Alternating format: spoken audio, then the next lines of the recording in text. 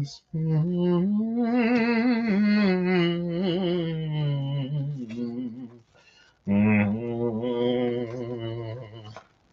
Hello. What are we doing today? I don't know. Excuse me. I got lemonade. Did I? I didn't title this ICC. Even though, ICC stands for Iced Coffee Chronicles. I feel like the amount of actual iced coffees I drink on here, maybe 20%. Usually it's like a refresher or something else, right? Anyway, I feel like something's going on and I don't know what. Hold up. Okay.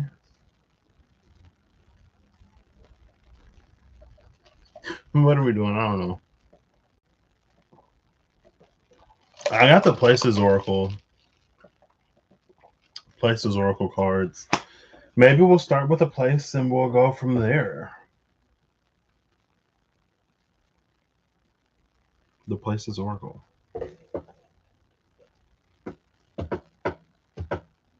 I almost wanted to look at the astrology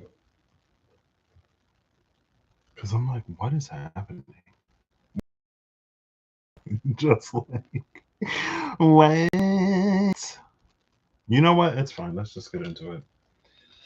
Let's just get into a place. There was a thing I wanted to do the other time. Ooh. Under the Stars and Rooftop. Universe Unveiled. Night's Canvas. Now, the alleyway was at the cut with Under the Stars. But now we have the rooftop, skyline views, peace above chaos. Apparently, Jujubee's name is Airline. I think she said it was supposed to be Airline, but there was an extra E put on the end of it. I watched Jujubee's Nicole Byer, Why Won't You, or Would You Date Me? Why Won't You Date Me? That Jujubee was on. Anyway, I don't know. It's fine. I'm like partially like, should we do a self read? I know I need to like just clear out the channel.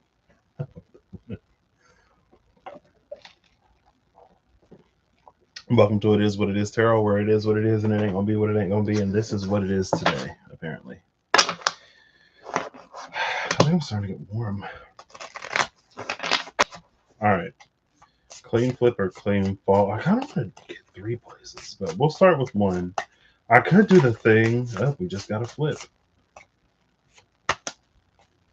The fire station. Bottom of the deck is the toy store. What is this? Oh, this has to be the well. What's this? Echoes of wishes, cast your intentions. I see it like under the toy store. Toy store is inner child's wonderland, playful imagination. Inner child's wonderland, echoes of wishes.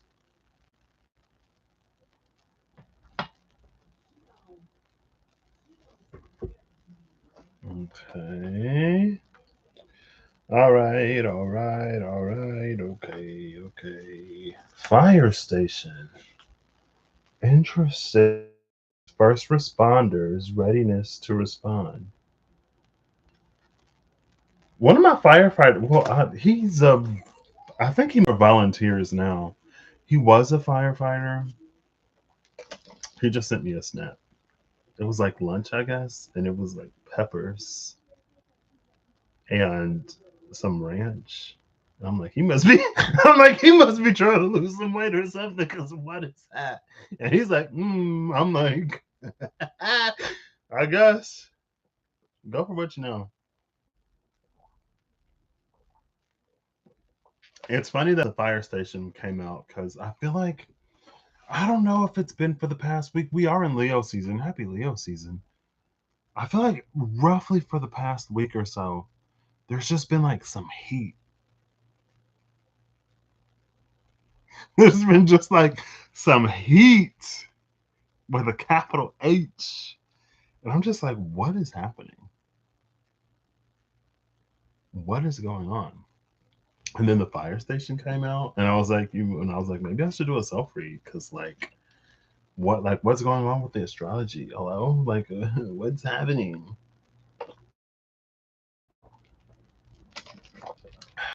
Nodes are about to shift. I guess that's happening. Right? Today's the 23rd, so in roughly 3 days, North Node will shift into Aquarius, South Node will shift into Leo. We're coming up on the day out of time. New dream spell year. Coming up on that Lionsgate.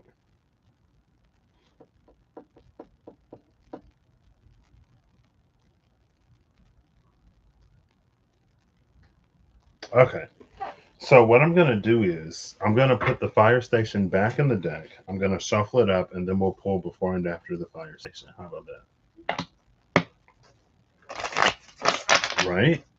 So, oh, and it literally just almost flipped like 5 cards.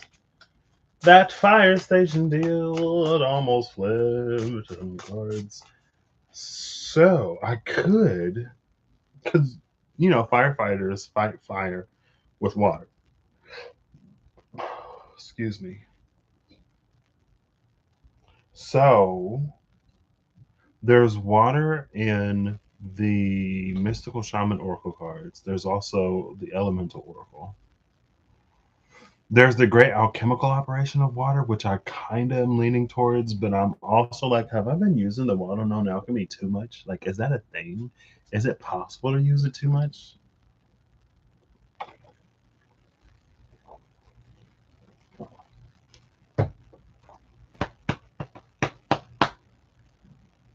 Excuse me. And then there's also like the first responders, right? Responders giving like healing energy. I know in the Dreams of Gaia, there's like the healer. Is it the healer or is it healing? Am I gonna pull it? Is that what we're gonna do?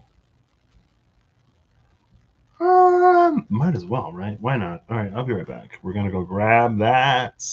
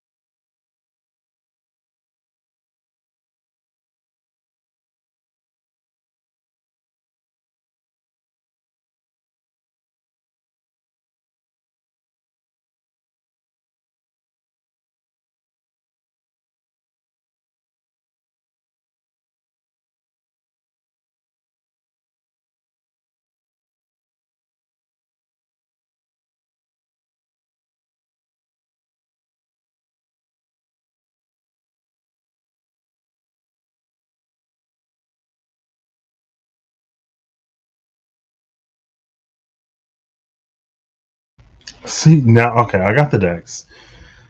Now that I think about it, that actually makes a lot of sense. That combination. And like I kind of had a half thought about it. I don't know why I didn't see the confirmation in those cards. It makes sense. Like echoes of wishes, like with the inner child. I mean, inner child, not so much as like when I was a child. Hmm.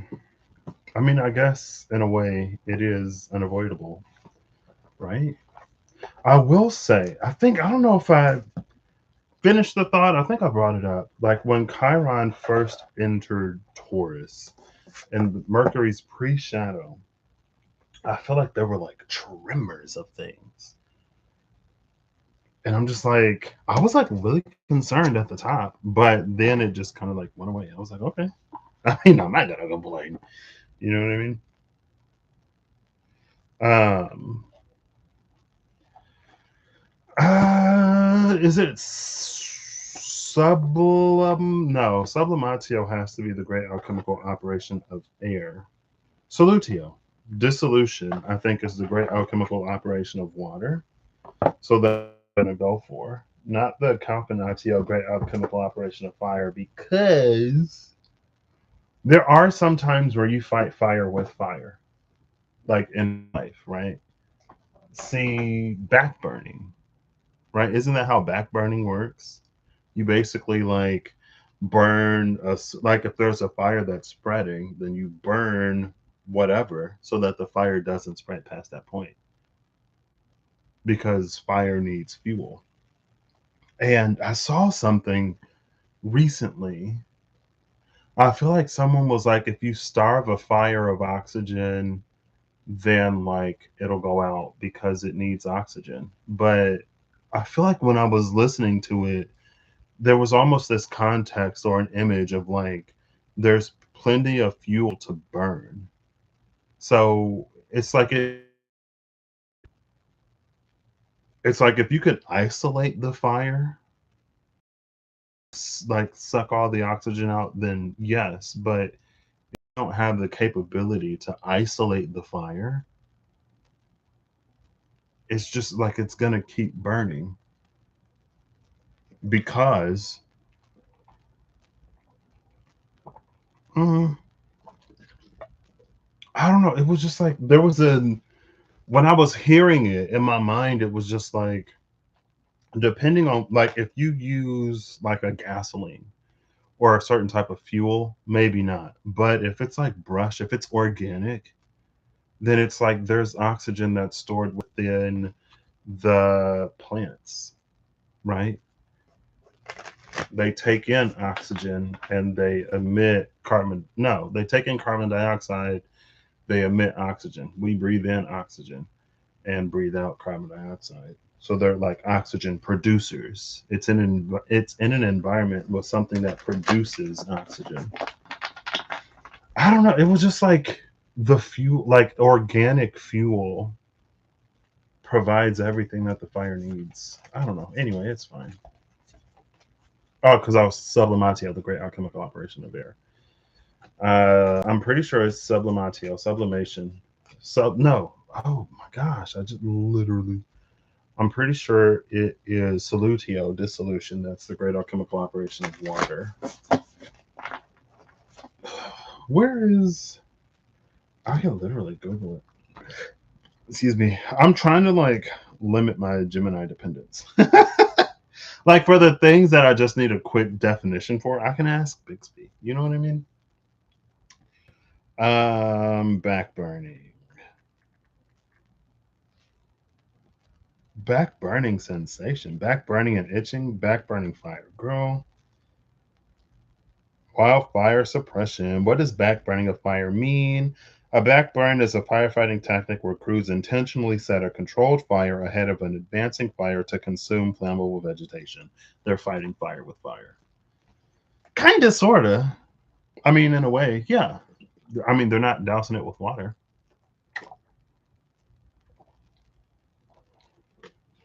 Emphasis on control, though. Emphasis on a controlled fire, because otherwise it's just like now you have two fires that are raging out of control. And maybe they'll combine into like an inferno, or maybe just separately they'll just both be raging out of control. Like it has to be a controlled fire that you're setting. Otherwise, you're just making the problem. You know what I mean? Type energy. Got these, and we'll shuffle it. We'll cut it. Done. Like,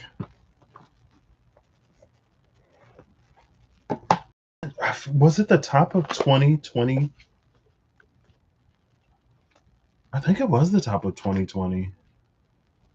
Yeah, around the top of 2020, there were some things that I was like kind of worried about, especially when it comes to the cards that we've seen. Just like when it comes to the fire, I didn't know if I was, I don't want to say mature enough. I feel like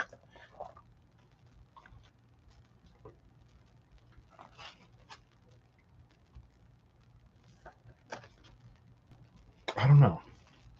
It's fine. It's fine, darling.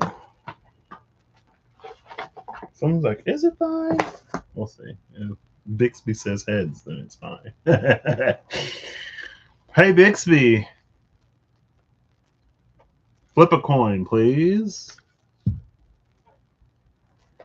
All right, here comes the flip. Tails it is. I forgot what I said. I think I said if Bixby says heads, then it's fine. And Bixby says tails, so it's not fine. So, how do I talk about this? I feel like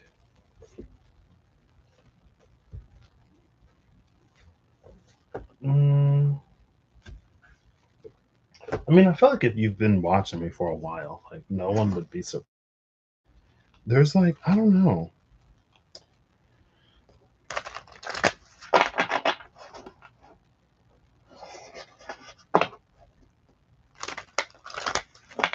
There are multitudes, right? Polarity, duality, and compassionate. I'm very much like I can be just as like dispassionate, unbothered, and whatever, right? And so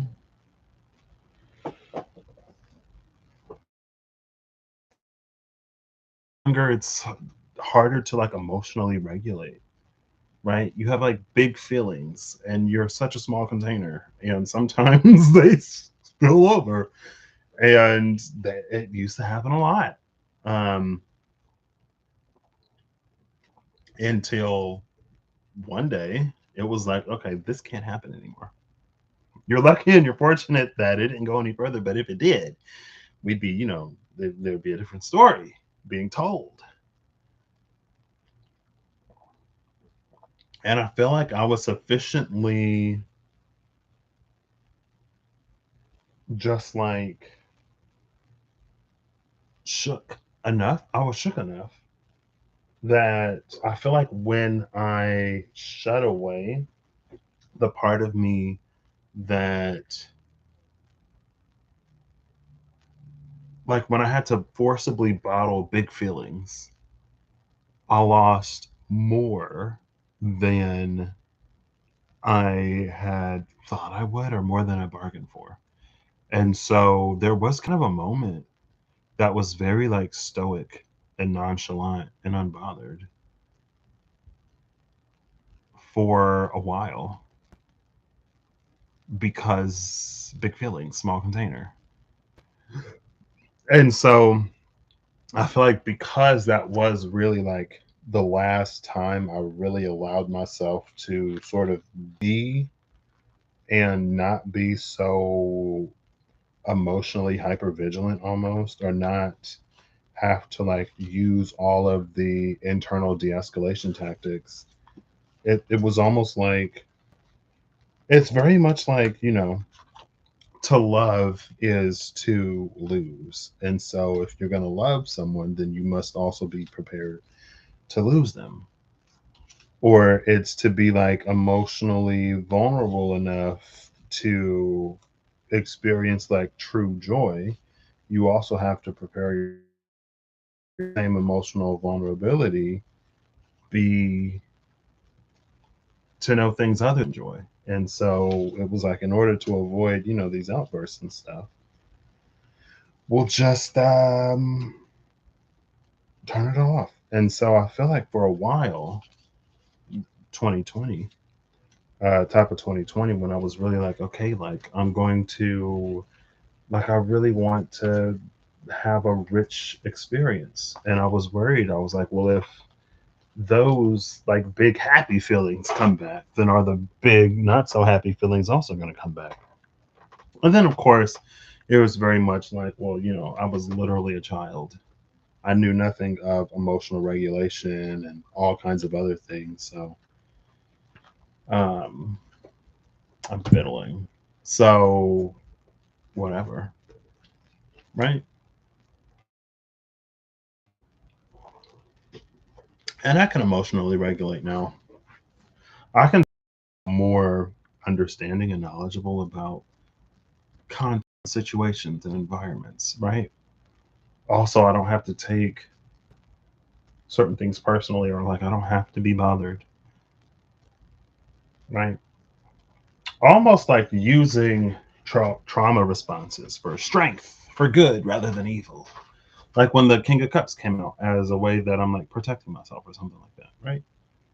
It's like I used to use this to torment myself, but now I can use this to do the things that I may be hesitant to or nervous about when I know that it's for me to do them. Like I can feel all the feelings and still do the thing anyway, type energy.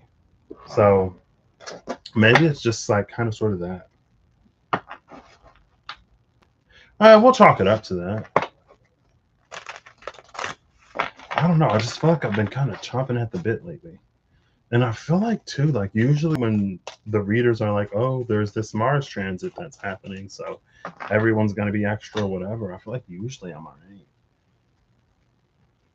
And I'm like, girl, when does the retrograde hit? Because that's when I'm like, you know what, today we're just gonna breathe. My Chiron is in Leo.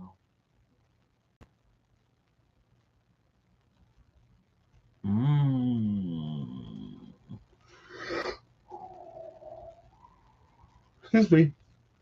Anyway, all right. So, I wish, I don't know. I wish I could just like, oh, duh, hello. Say, I wish I could just pull the. So what I'm going to through the deck, and then I'll turn the fire station up, and I'll leave everything else face down. I'm like, duh, it's easy. Why don't I do that more? Have I never thought about that? Such a simple solution.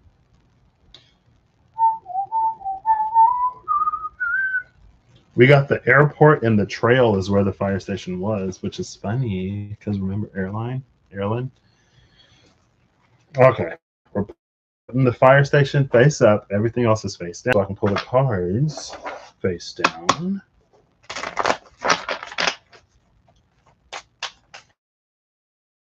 So if nothing else, then I hope the fire station doesn't flip over. I mean, if it does, then it did it nice. And a cut. Top of the deck is the title card. What do you think about that?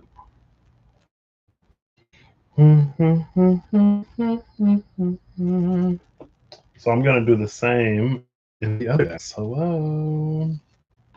Duh. There we go. Solutio, dissolution, the great alchemical operation of water. Wilder. We're gonna put this face up while everything else is face down. So I can pull the before and after cards face down. Right?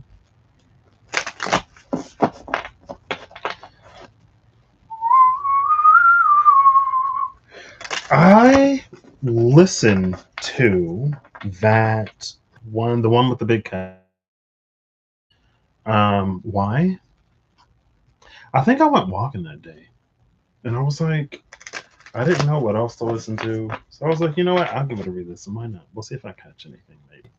And I feel like at first, I feel like I didn't really like. I mentioned the deer, the cheetah, the tiger, and the firefly, but I feel like I didn't like read them like I did with the hawk, the spider, and the swan, and then the lion and the jaguar.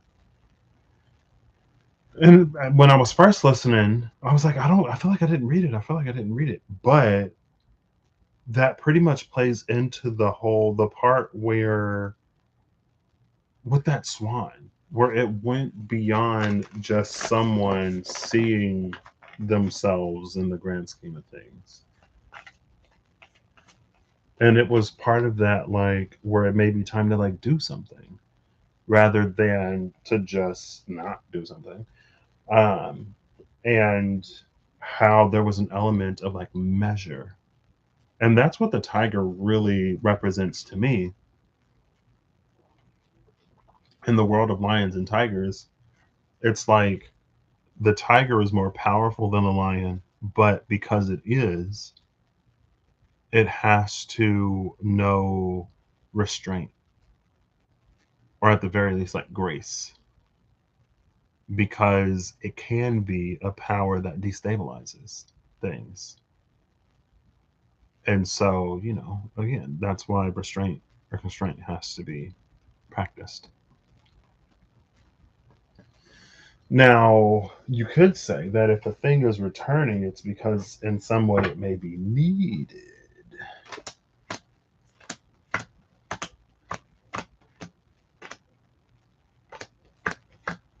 I know the face of who I'm looking for.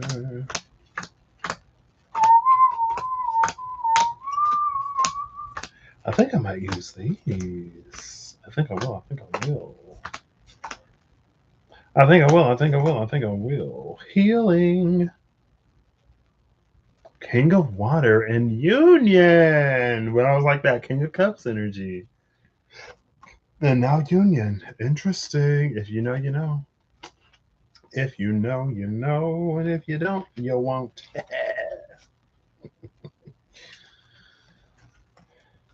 Cool. I turned it face up. Right? Yep. See? My significator is face up. Everything else is face down. Why don't I do that more often? Because there'll be times where I'll be like, I wish I could pull both of these cards. I have to look through the deck to get my card. Well, if I already know the card I'm looking for, then just turn that face up while everything else is down. Hello? It's such an easy and simple solution.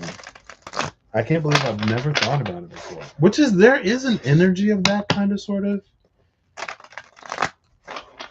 The energy of like, kind of sort of things you would think that either like things that you would think we know or things that you would think have come up before because of time, right? Like it's been years of me not only like pulling cards, but also it's been years of me using cards as significators and like pulling before and after cards. There's been years of me in certain moments being like, I wish I could like get both of these face down. And in all that time, it never once occurred to me to just flip. And I feel like, I don't know, because so the text is like I applied for something yesterday and it was a process. It's like the questions they would ask you on the interview that you had to, they were like in the pre whatever. And usually I'd be like, ugh. Well, at first I was like, oh my gosh, this is so much work and so much effort. But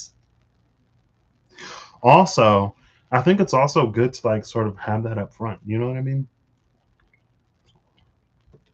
I'm better at doing that than I am trying to make a cover letter.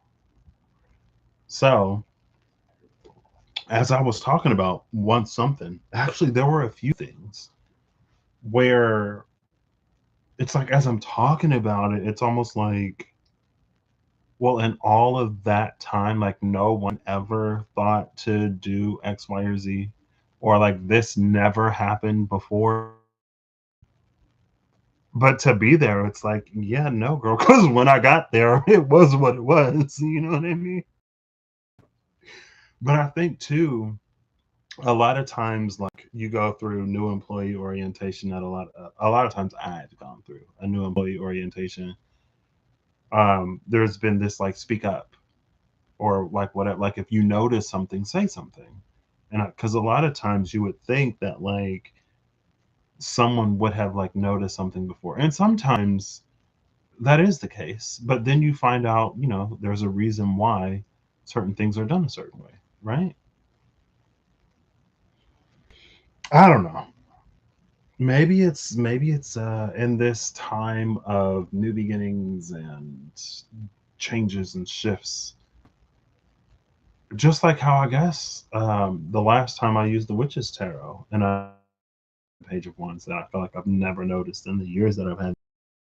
Sometimes there are certain things that are brought to our attention, awareness, like we're inspired to try something different or to take notice of something when the timing is right or whatever, right?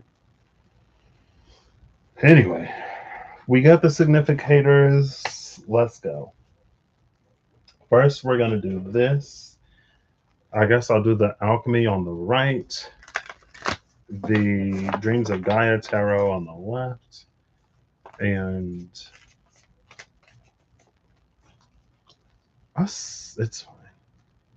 I mean, it is what it is, right? This whole thing it is what it is. We're starting literally with the firefighter or with the fire station, and I've told y'all how like the child and the echoes of wishes make sense, right? Because of what I'm wishing for. I'm wishing for a full experience, and I can't have a full experience when I am emotionally containing or sterilizing certain things. And having a full experience is to invite the full experience. And I can't be so worried and preoccupied about certain parts of the experience that I deny myself the fullness of the experience, or I deny myself the good things out of fear or concern or worry about the not so great things. You know what I mean? And also, again, like the fire station is literally right there. Like nothing's gonna burn down. Hello? Again, and it's that, growth, maturity, evolution. I know I flipped this card face up. Why am I not seeing it? It flips back over. Imagine. So now I'm just gonna. I don't even necessarily have to do this, but it's easier than trying to do one of these. You know what I mean? Is it easier? Maybe not. There we go. I don't know why the word supplication just came to my mind. Bottom of the deck is the void. Dun, dun, dun, dun, dun, dun. I had such an interesting dream last night. In the dream,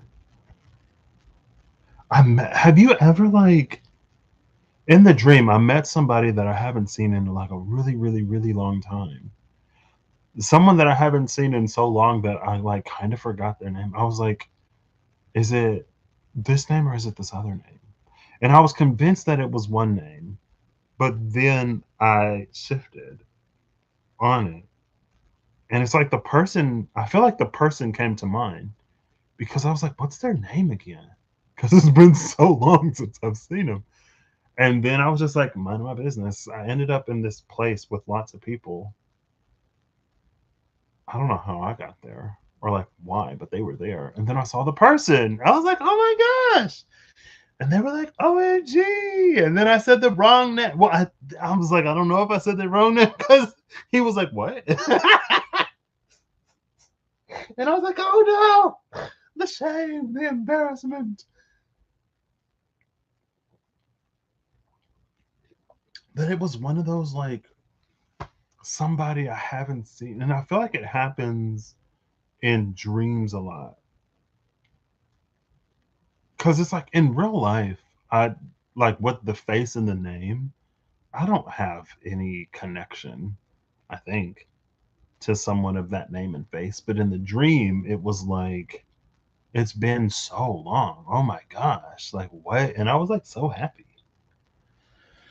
I was so happy. Oh, so very happy. It was one of them dreams. And then some stuff went down, girl. Some stuff went down in the dream. And let's just say that the heat had a little bit of release. And I was like, ooh. Then I was like, you know what? Maybe I'll be good now. You know? And it's interesting because I've had a few dreams where it's just like someone dead set on whatever, like whatever they think and whatever they feel. And it's very much like, I don't know what you think this is, but it's like whatever you happening or going on, it's incorrect. And so whatever kind of justification you feel to explain a reason why you're behaving the way that you're behaving, it's also incorrect.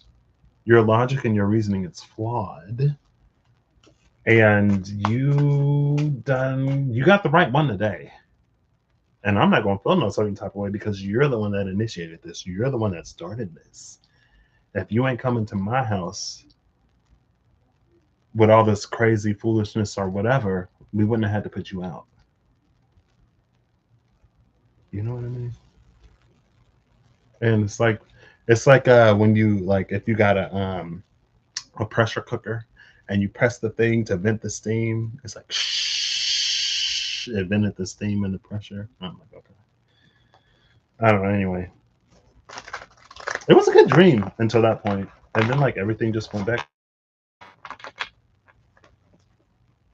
It was so weird though. It was like someone stalking around outside, and I'm like, I think there's somebody out there. And then I don't think it was me.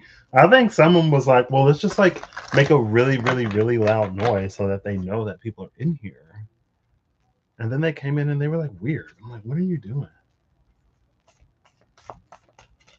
Anyway. Okay, all right, let's breathe. Let's clear that.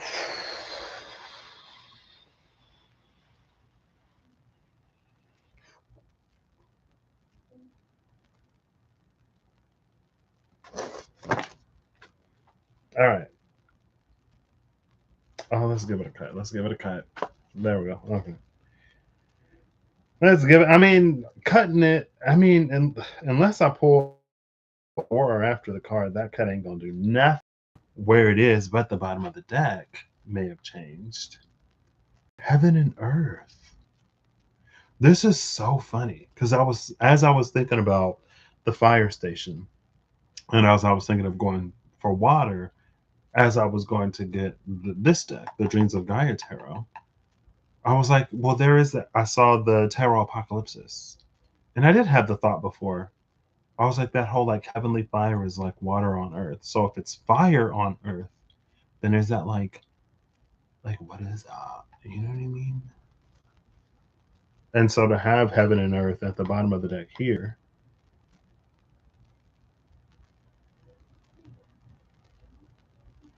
is interesting. We see a wolf, a horse, a bear, an owl, and a contract. But I'm like, you see all the animals on the earth side of it, but we don't necessarily see anything on the heaven side of it. Besides a contract and some coins.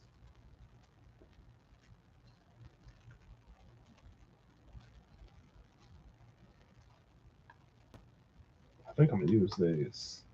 Good call.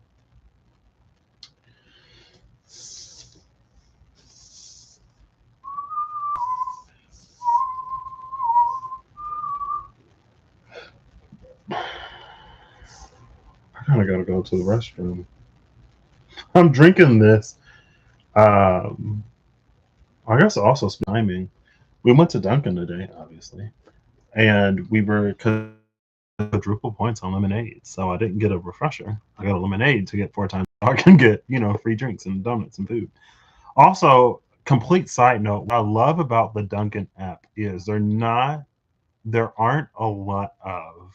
It seems that the majority of these like apps, you have to choose between like an app exclusive discount or using your rewards points. And if you choose to use your rewards points, for a lot of them, it seems like you can only claim one.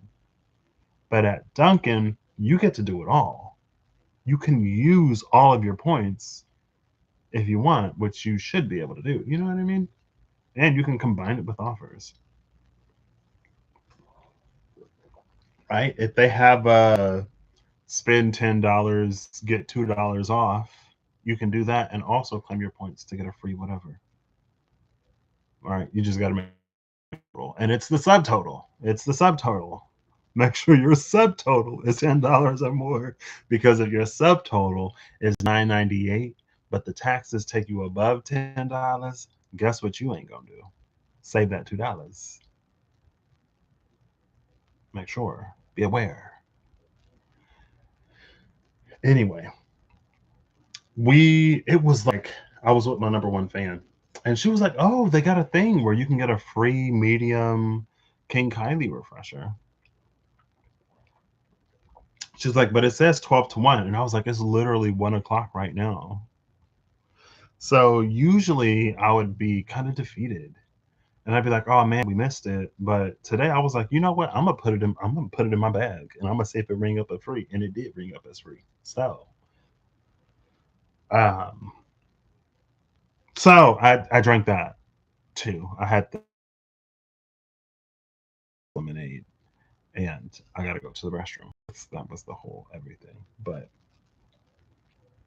I'm sure there's something in there somewhere. It doesn't hurt to try. Nothing beats a failure but to try, is what the folks say. Is what the folks love to say. Anyway, all right.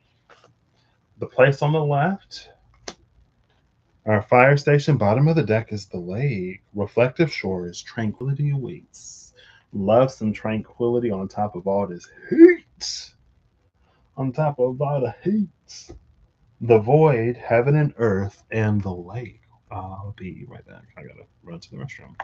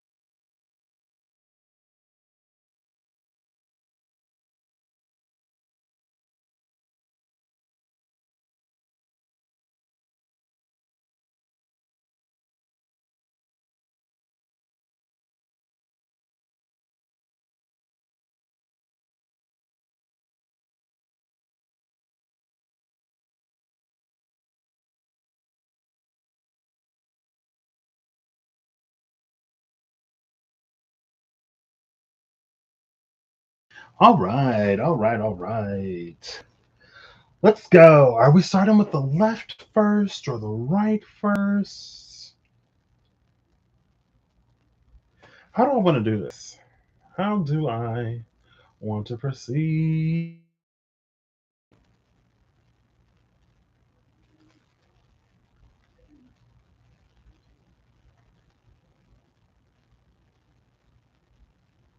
I'm like, I could have Bixby flip a coin. But then sometimes I'm like, I could have Bixby flip a coin. And then I'm like, am I so indecisive?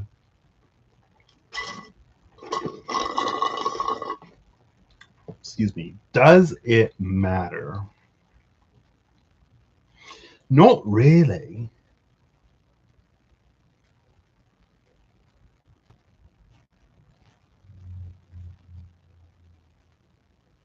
Hmm.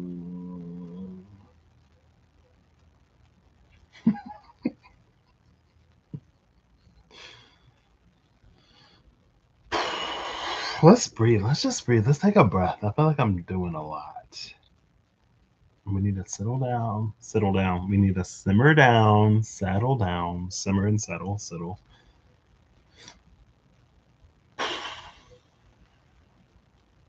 The void, heaven and earth, and lake.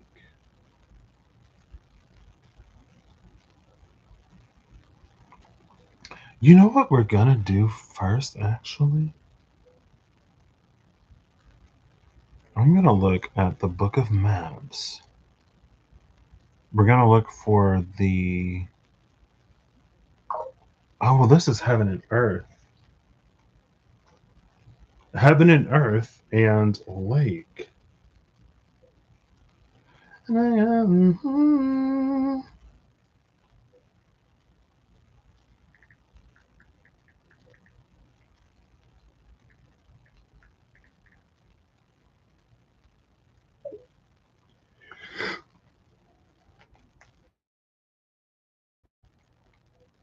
Technically, we got the void, we got heaven and earth, and then we got lake. I'm looking for an I Ching hexagram, and I was gonna read down the lakes. First, I was gonna read down the lakes, and I was like, do any of these sort of like resonate? And then I was like, well, if I read down the lakes, because I don't know if the lake is the upper or the lower trigram, I would have to read across the lake as well. But then I see heaven and earth. And I'm like, well, is this like heaven over lake or lake over heaven? Is it earth over lake or lake over earth?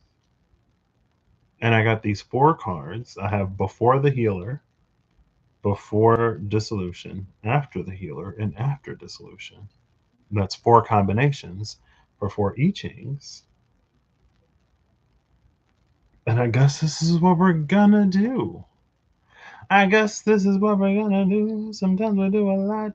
A lot of times we do too much. A lot of times we do a lot. Did I X out the whole window? Oh my gosh, I just meant to minimize it. What is happening? Settle down. What is wrong with me? I'm sorry. I feel like I've been hype. You know what I mean? For the past, and I feel like I've gone live. I've gone live, right? But I've just been feeling so like hype. And I'm like, what is happening? Why am I feeling so hype? I wonder if there's been. So before, back in the day, I used to pose a question of like, what happens to a healed Chiron, right? Like, Chiron is a wound, you could say, but it could be. And apparently, it's got me high. Oh, what was I saying? I forget. Was I talking about being hype? Oh no, it's fine. It is fine. So, Earth over Lake is spring is coming. I Ching number 19. Interestingly enough, I kind of want to write these down somewhere. I want to pen and paper it, but it's fine. It's fine.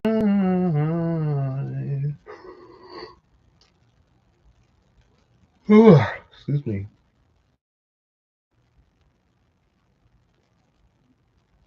When I tell y'all the synchronicities again, you ask a question, you pose a question, you'll get an answer.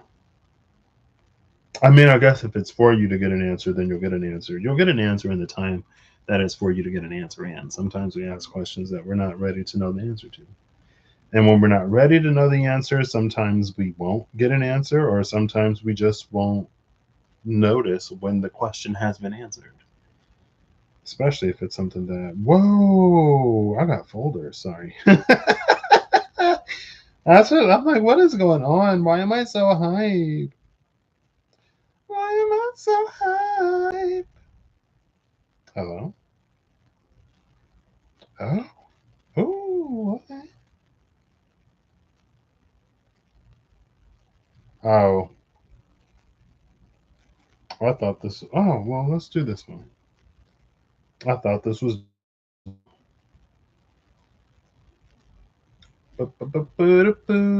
This don't even. Spring is coming. 19, which is EL, Earth over Lake.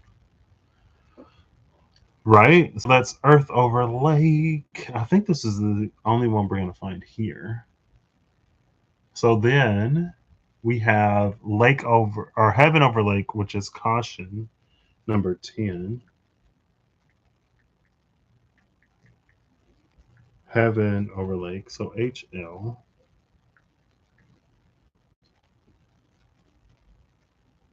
Then we have Lake over Heaven, which is 43, decisive action.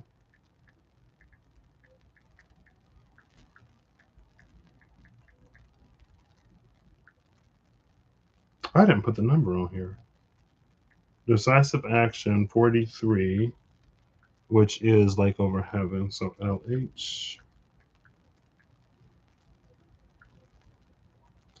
And this will just help me when I'm actually going for the book. When I'm going to read the Chi. We just flow over here. You know what I mean? Like wherever we're going, we just go. We just go with the flow. We just go with the flow. Lake over Earth is 45. Assembly. Spring is coming. Caution, decisive action, and assembly. Assembly. What number was that? 45. And this is Lake over Earth, so LE. LA. 19, 10, 43, 45. Cool. All right. I feel like I'm no closer to what it is that I'm actually doing. Partially. I don't think we have. Oh, wow. I wish I was there. I'm so over this heat. I think like my mom looked at the weather app the other day, and there was something about the air quality, but um I don't think we're too affected by like the smoke and stuff, or at least not as much as we were, I think, a few years ago. Um, Not here, but it's like if you go north, obviously, then it's. I heard it was more up north, more noticeable or affected or impacted. So it's been cooler these past 2 days, but it's been so warm. I'm over it. I don't like the summer. I don't like heat. I'd rather be cold and put on layers because I feel like you can always put on more, but you can only take off so much. Like I can't peel my skin, right? I can't peel my skin, remove all my organs, and be a cool skeleton. You know what I mean? I feel like with some of that heat, even the bones would be hot. And then at that point, what? Am I supposed to just be marrow? But at least I can put on coats and quilts and jackets and blankets and more blankets and covers. You know what I mean? Anyway, Anyway, anyway, anyway, anyway, anyway. Anyway, anyway. Anyway, anyway, anyway, anyway, anyway, anyway. How are we gonna start this?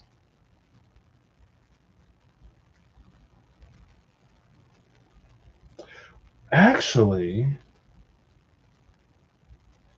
with how I have the cards on the table, heaven and earth are both above lake. Because I got the heaven slash earth here, and then I got lake here. So that would give us, we're looking at earth above lake, spring is coming, heaven above lake, caution. Why would there be a caution at the coming spring?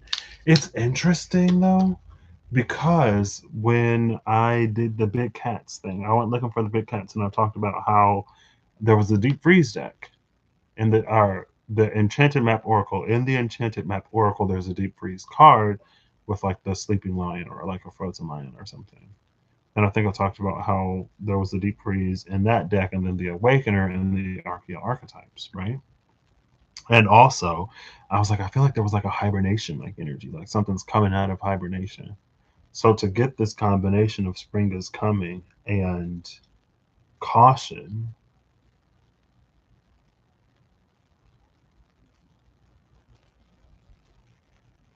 how long was Fimbulvinter? Wasn't Fimbulvinter like 3 years? Because that was 3 years ago.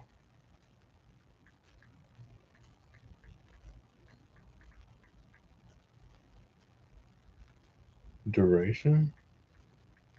Wait, does Ragnarok come after Fimbulvinter?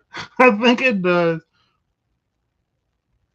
In Norse mythology, Fimbulvinter lasts for 3 successive winters, 3 full years, with no intervening summers. 3 years of unbroken snow, bitter cold, and severe winds.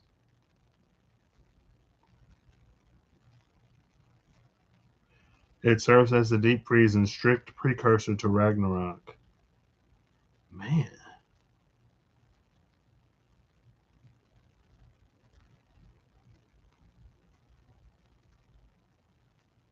And that was 3 years ago. It was April 4th, 2023. And here we are, July 23rd, 2026. Hopefully, we're avoiding the Ragnarok timeline. Right? We've been seeing a lot of hang true lately. When you hang true, you can like actually prevent Ragnarok because, and reaccrue mythos you can. Don't, then you just end up making it inevitable. Right.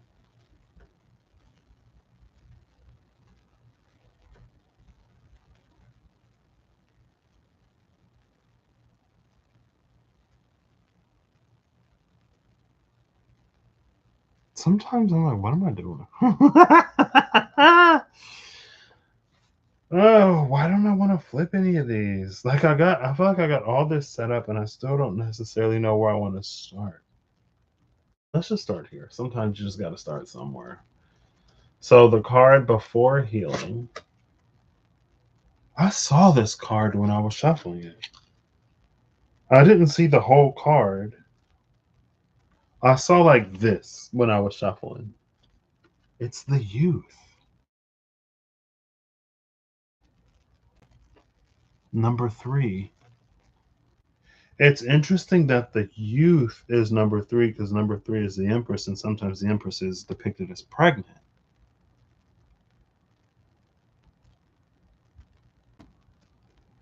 But this isn't the potential.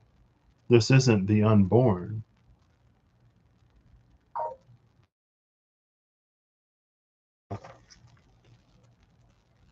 It looks like a young healer. Because there's healing, right? And there's the youth.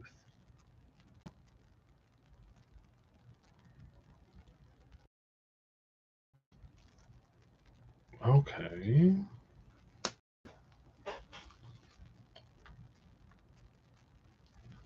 What are we doing with this?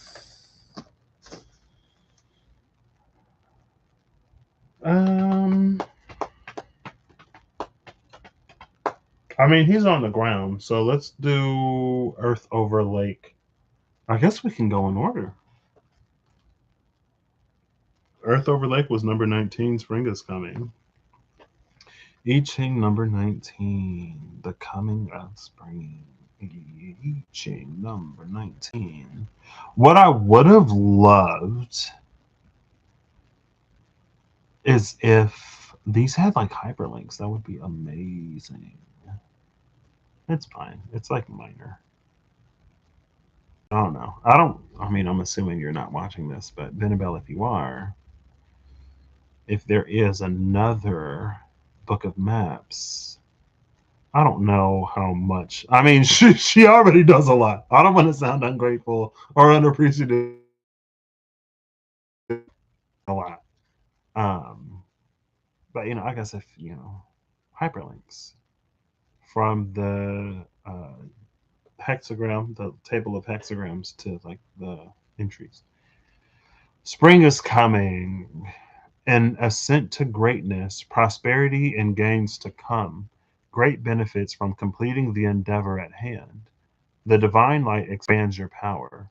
After overcoming many obstacles, you are now ready to enjoy the dawn of success. As you reach your pinnacle, do not look down on those below you, and do not be arrogant. Use your abundance to protect your kingdom and those who are less fortunate. At the arrival of the eighth moon, beware of another's ominous intentions.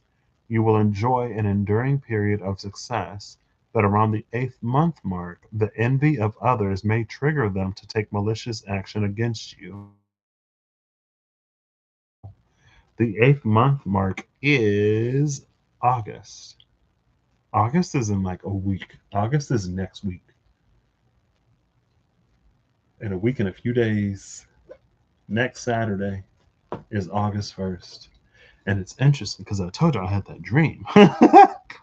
In that dream, we were just like, it was like reunions and good times and celebration. And someone was like, I don't know, just like weird. You know what I mean? And just like, no, what are you? No, why? See, I didn't even want to have to do all this. But now you force my hand.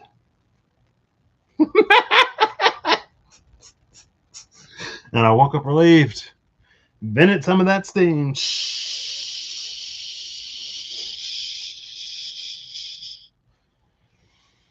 If you've never used a pressure cooker, that's like I mean, I've watched pressure cookers more than I've actually used them. I feel like I'm like a natural venting girly. I gotta be like starving. Because usually, I mean, I feel like if the recipe calls for it, then I guess I will like vent the pressure. I've used a pressure cooker. I've used an Instant Pot one time to try to make some lentils, and the Instant Pot and the OG pressure cooker, they're just like different, right? Different pieces of equipment are different, but it was not the same. Anyway, there's a dish I want to make, and you got to pressure cook some potatoes. So I've been psyching myself up for literally months. Anyway, it's fine. Um, so it's interesting that it ended that way. And the next one is caution. The divine light expands your power, prosperity and gains to come. At the arrival of the eighth moon, beware of another's ominous intentions. You will enjoy an enduring period of success, but around the eighth month mark, the envy of others may trigger them to take malicious action against you. So be wary and careful. Which eighth moon is it? You know what I mean? Like, is it the eighth full moon, the eighth new moon? What's the eighth moon? Well, I'm assuming it would be the eighth full moon because we don't see the moon when it's new. Well, the full moon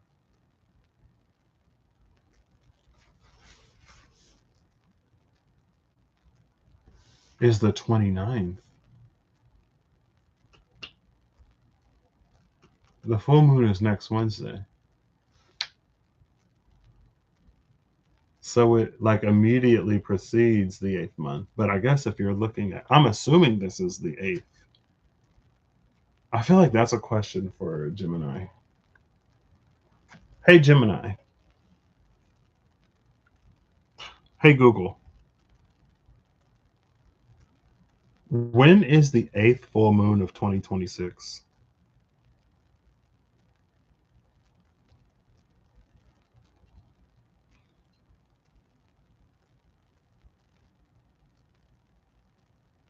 July 29th. No, because May 2026 features 2 full moons. July's full moon is the 8th overall of the calendar year. So it actually puts that 8th moon in July rather than in August. Because in August, the full moon is on the 26th. And I'm like, August 26th? Or is that 28th? Ugh, ugh, ugh. August 28th. My half birthday. Okay. Sorry. It's August 28th. And I'm like, that's Virgo season. Full moon Pisces on my half birthday. Okay. Interesting. I mean, it's close enough. It's Leo season. Anyway, the youth. Oh, and then let's pull this. We have the vineyard. Sun-kissed vines, growth and cultivation.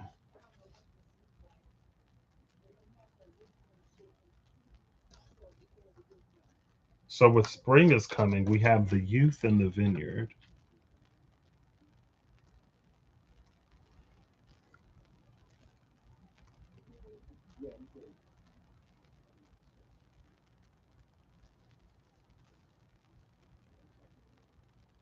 What is catching my attention? So this is a combo. What's catching my attention is this. Is this like a rolled up contract? That. You see that right there? And then that sack next to him? And why that catches my attention is because of heaven and earth. Right? There's the coins and the contract on the heaven side. I mean, we get all the youth has the contract rolled up with a full stack of coins. Spring is coming. Fimbulvinter ends and it's a period of heaven on earth. It's the vineyard. And maybe it's because of growth that certain things were cultivated. I'm ready to relax. With this youth, for some reason, it's giving me, I want to say Eastern alchemy, when they would like cultivate immortality type energy rather than like turning lead into gold. It was about cultivating immortality, according to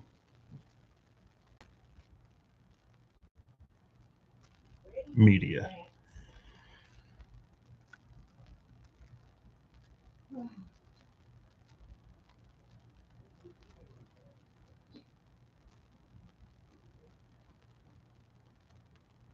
What are we doing?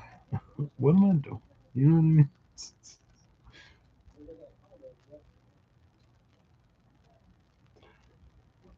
I was gonna come over here. We still can. I wanted to like crisscross this for some reason. And I guess that's what we're gonna do. Because heavenly fire is water on earth. So it goes from up to down. This way, there's this diagonal, and then there's that diagonal. So this puts us at an alchemy of fog. And it came out like this on its side. See the owl, the eye of the owl in the fog? And the owl, see, look, the owl is the animal at the top, and this wolf is the animal at the bottom, right? The youth is with the wolf, or this dog, but she's giving wolf, with the canine. Canis lupus is a wolf. So yeah, it's all in the canine family, right? Canis, all in the Canis family? Question mark. And then here we see the owl. We see the eye of the owl in the fog. This is number 39. 39 is a 3. 3 plus 9 is the youth is 3.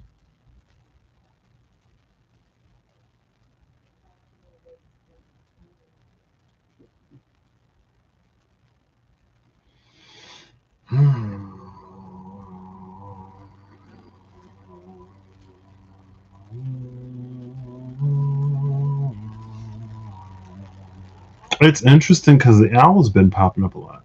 The owl has been making itself known. It hasn't been the focus, really. We saw the Mother of Swords. We saw in the Wild Unknown Tarot. We saw the owl in the Wild Unknown Animal Spirits, or the Wild Unknown Animals. We also saw the owl in the Mystical Shaman Oracle cards. I actually was, like how I pulled for Big Cats, I was of a mind to pull for like owl. And I was thinking how I was going to do that. Or is it going to be like large?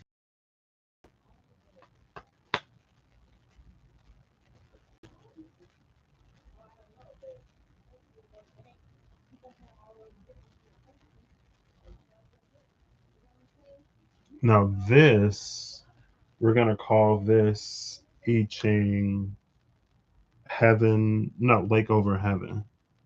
Lake Over Heaven is I Ching number 43, Decisive Action. So we go from the warning of you will enjoy an enduring period of success, but around the 8th month mark, the envy of others may trigger them to take malicious action against you. So be wary and careful. Into decisive action. Something that I noticed yesterday, I've been sucked into a new genre of anime. I've talked about it. I'm really enjoying it. It's very similar but different in a way that's refreshing. I feel like if I were to break it down, it wouldn't necessarily sound completely different, but it's a whole different feel, right? Anyway, there's a lot of like nobles and royalty in the new genre that I'm watching, and something that I've seen a few times is like Lèse-majesté or something. Lese. What's they got accents on them. Lese-majesté. Lèse-majesté or lèse-majesté. It's a crime or offense that violates the dignity of a ruling head of state, a monarch, or the sovereign power of a state. The term originates from the Latin phrase meaning injured majesty. So there have been like very kind, very forgiving, very like I don't want to like conflict avoidant. There have been like conflict avoidant, people pleasing type people that have been in positions of power, and the envy are the malicious actions of others that are based on their envy and ignorance causes them to do something against that person, and the person is like willing to forgive them, but because they're royalty, it can't be forgiven. Like there has to be a consequence, and that's that lèse-majesté, right? You and so I don't. It's interesting that it's here, um, and So I guess in a way, because it's the sovereign power of a land, right? So it's like, and I just saw this too in this other anime I'm watching, and that it's not less majesty because technically, in a way, it kind of is less majesty because the person is a noble, but he's been disowned by his house, so it isn't. Um. Anyway, come on. Oof. I gotta go to the restroom again. I've had too many fluids. Um. It's very like, so there's this person who this disgraced noble because their society is set up in a way where they prioritize certain things, and he knows different, and he hasn't proven it to the world yet, but he will. He's on his way. But because society is what society is, he's not, his talents and gifts aren't valued, right? This is another kind of sort of trope. We see it in like the heroes party adventures. There's a hero and there's the person that's like really doing all the heavy lifting, but it's not glamorous, and the hero's like, oh well, for the sake of our image, or we want someone better than you. And then the person that they didn't think contributed anything was the one that was doing all of the heavy lifting. So then the hero's party starts to fail, and the hero was like, well, I'm the hero of this story, how am I failing? Like, I'm the celebrated, exalted, whatever. Like, why is it that like I'm not successful anymore? And then wherever the person goes, they find success because the person was the one doing all the heavy lifting, right? Anyway, the person that he went up for a promotion, right? He has this class that everyone thinks is trash, so they're like, oh, he had to cheat, he's cheating somehow, blah blah blah. The person that did the promotion also had that same attitude until he literally saved his life. Saved everybody's life. And he was like, I will personally, like, I'm personally vouching for your promotion.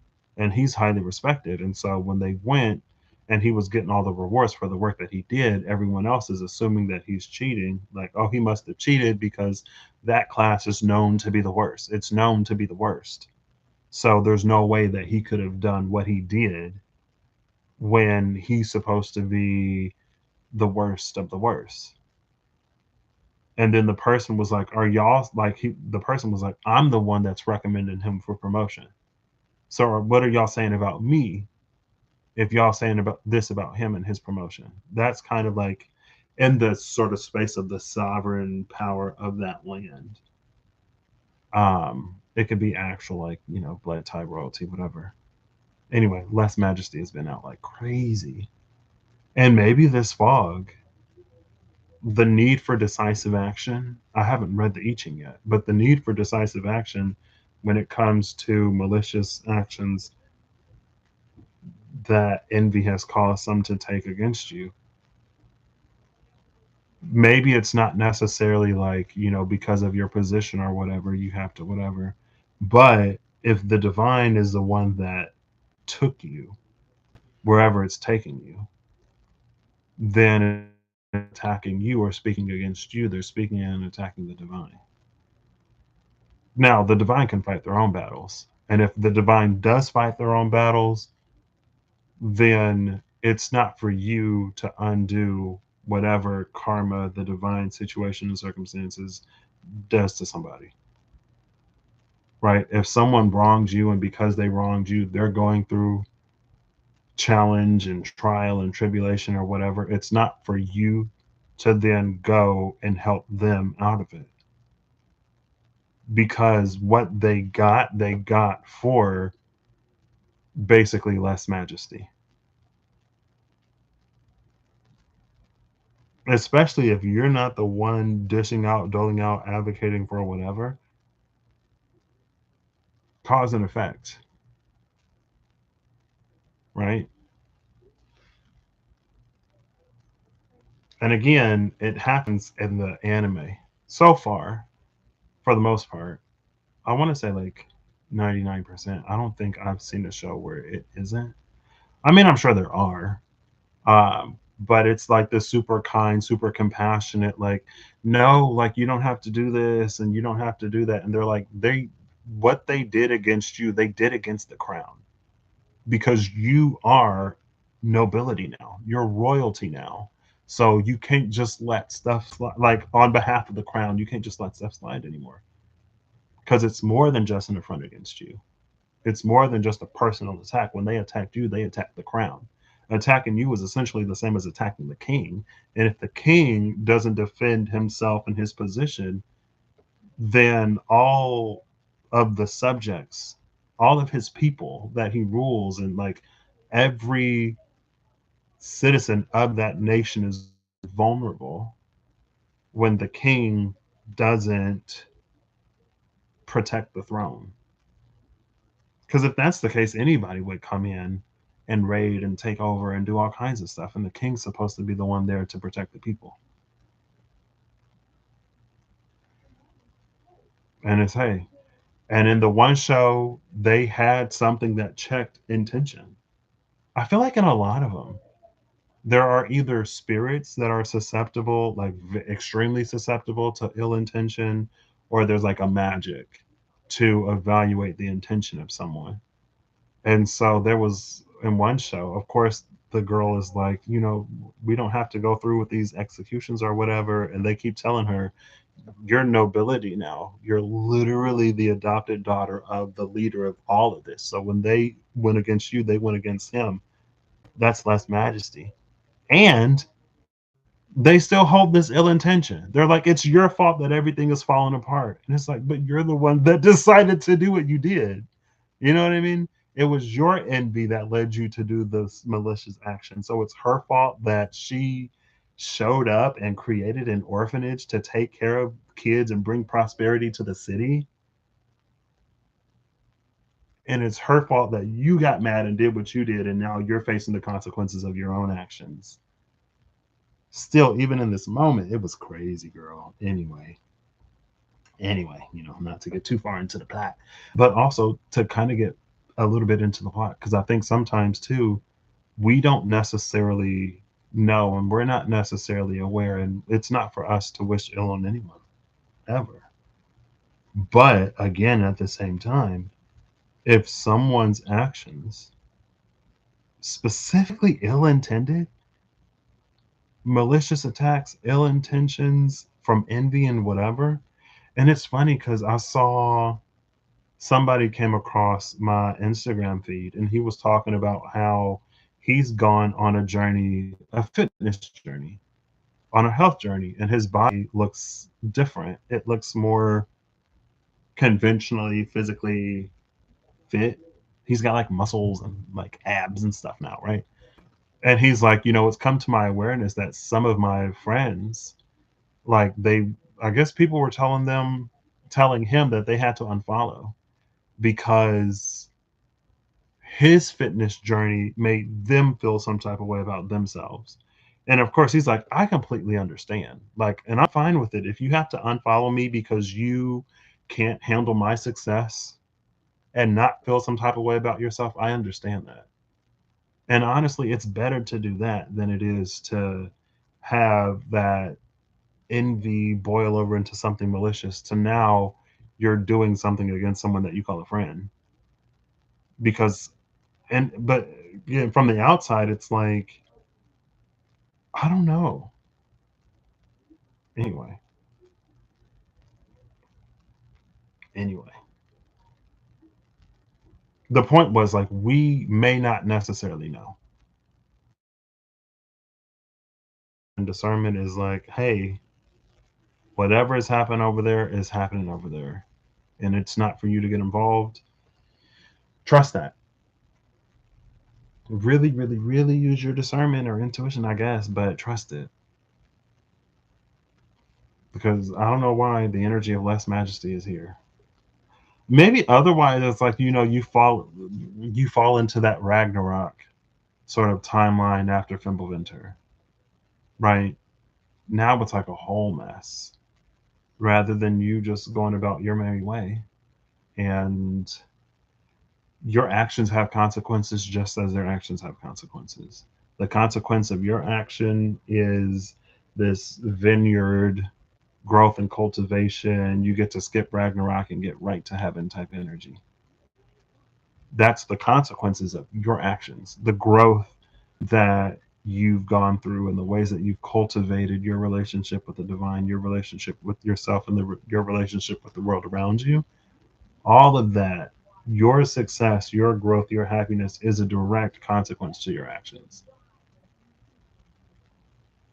Just like somebody else's consequences are the direct consequence of their actions. I don't know. Anyway, maybe it bears saying, maybe it bears mentioning. Because again, there's a lot of stuff we don't know about. So, I Ching number 43, decisive action. And I literally just saw that last night. And I was like, I've been seeing Lèse-majesté a lot. Maybe it'll come up in reading. And here it is. Again, in the shows, they weren't necessarily the ones that had to take decisive action. Actually, I take it back. I take it back. She did have to take decisive. She wasn't the one to do the execution or anything, but she did. So usually, when a city or the leaders of a city within that world commit lèse-majesté, the whole city is held accountable. The entire city. And she was like, well, innocent people that didn't have anything to do with it. And so the compromise was to hold the guilty parties responsible and to create a path for everyone else in the city to move forward. And so, you know, anyway, taking decisive action after a long period of tension, there will be a breakthrough. Negotiate a barter with heaven and send the prayer upward with full faith in the divine. Your creative ideas. Hold up, I'm going to read this again. After a long period of tension, there will be a breakthrough. Negotiate a barter with heaven and send the prayer upward. With full faith in the divine, your creative ideas will materialize. The prayer answered, though you will honor your word. Be careful as there may be risks ahead. Your interests are not the only ones at stake in the endeavor. Be sure to warn others about the risks involved, but do not yet reveal your intentions. No gains from reactive combat. The solution will be a different path than the one initially conceived. Be resolute and decisive.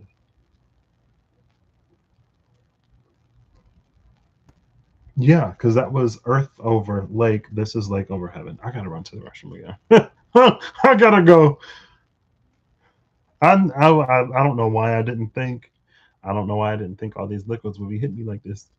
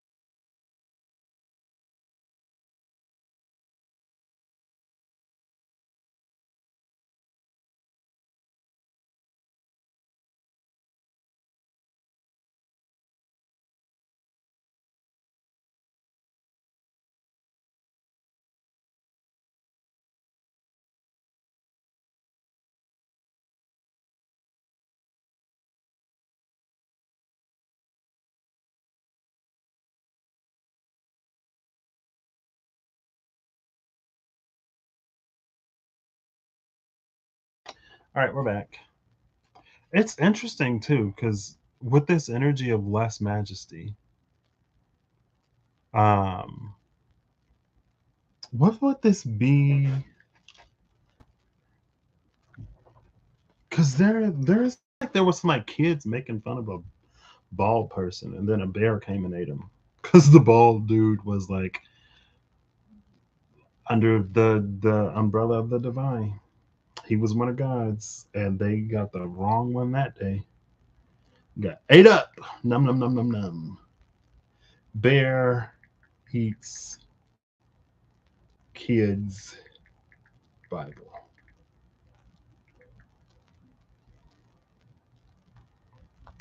The story of bears and young people in the Bible is found in 2 Kings 2, 2 Kings chapter 2, verses 23 to 25, where two bears come out of the woods and maul 42 individuals after they mock the prophet Elisha.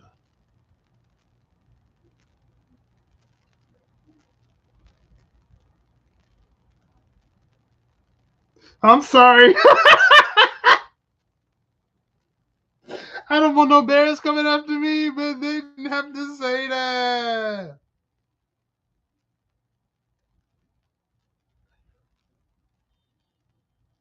I shouldn't have put myself in this situation. Anyway, two female bears at that.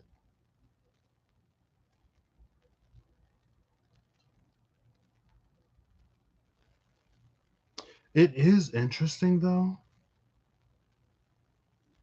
because the youth is on this side, and it was youths in the biblical story. It's also interesting that it's Elisha. I think Elisha was the disciple, apprentice of Elijah. Elijah is the one that in the Enochian Elijah Bodhisattvic energy. Enoch became Metatron, from what I know. Enoch became Metatron. Elijah became Sandalphon. Elisha was the disciple of Elijah. Elijah and Elisha, right? Master and servant, mentor and protege, centered on spiritual succession, loyalty, and the transfer of prophetic power. Plowing a field with oxen and threw his cloak, mantle over, signaling his choice as successor. Interesting how it says cloak in parentheses mantle over him. She is kind of sort of giving Overlig a little bit.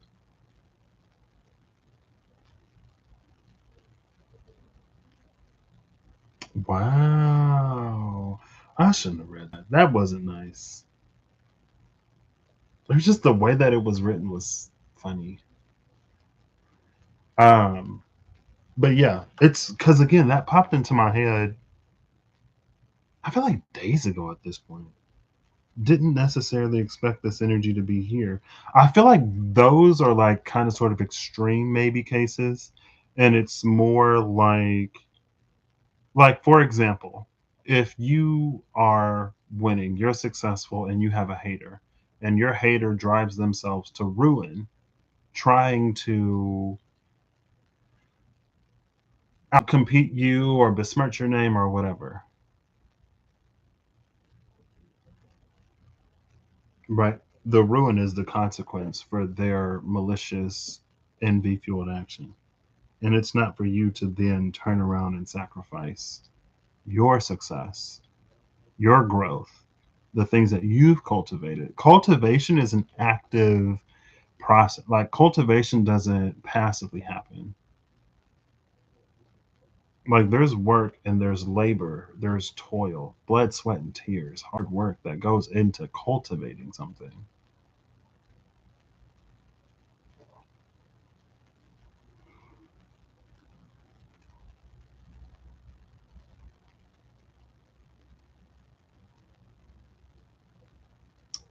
Injured majesty. I want to see if there's a way. I know last Man. What is Dominus Dei? Lord of God. It's like I'm trying to, instead of lèse-majesté, like injured nobility.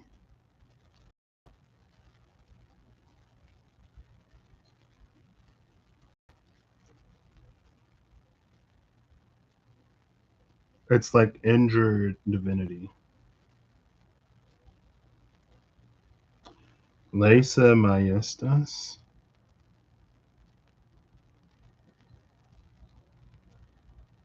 It's fine. So they got to go all the way in there. Cool. Yeah. I don't know. This. Oh, girl. After a long period of tension, there will be a breakthrough. Negotiate a barter with heaven and send the prayer upward. With full faith in the divine, your creative ideas will materialize, the prayer answered, though you will honor your word. Be careful, as there may be risks ahead. Your interests are not the only ones at stake in the endeavor. Be sure to warn others about the risks involved, but do not yet reveal your intentions. No gains from reactive combat. The solution will be a different path than the one initially conceived. Be resolute and decisive. Interesting. So the part where it mentions your interests are not the only ones at stake in the endeavor. If okay, this is where we are today. If you are the vessel through which something is happening, if you are like on the path to and or fulfilling your divine purpose, your success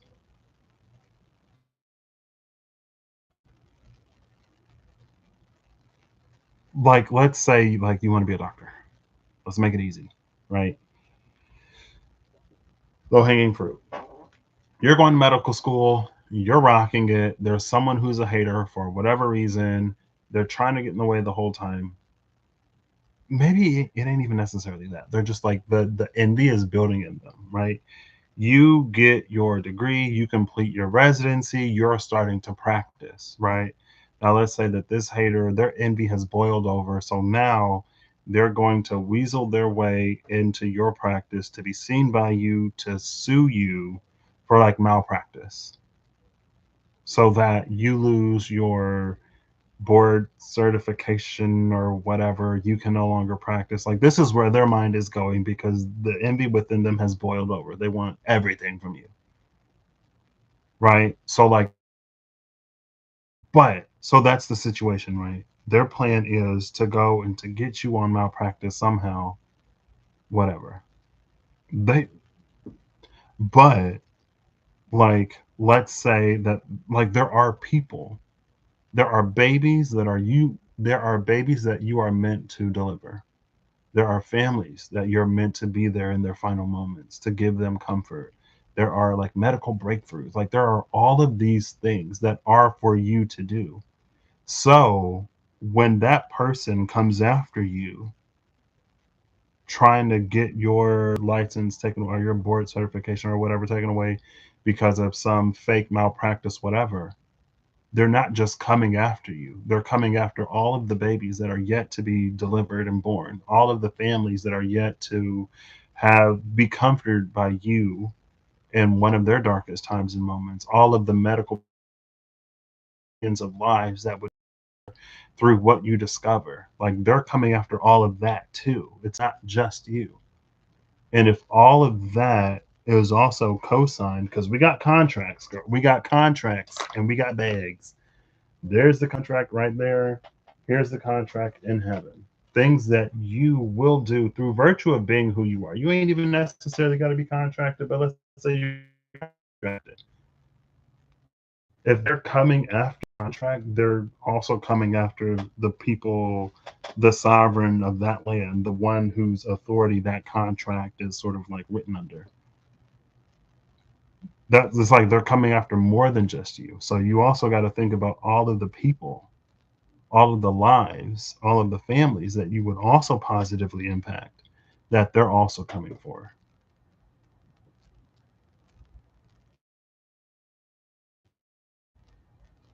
All of those people didn't do anything to deserve not meeting you. You didn't do anything to deserve the envy of this person. And when that person acts, they did everything to deserve whatever the consequence for their actions will be. Type energy.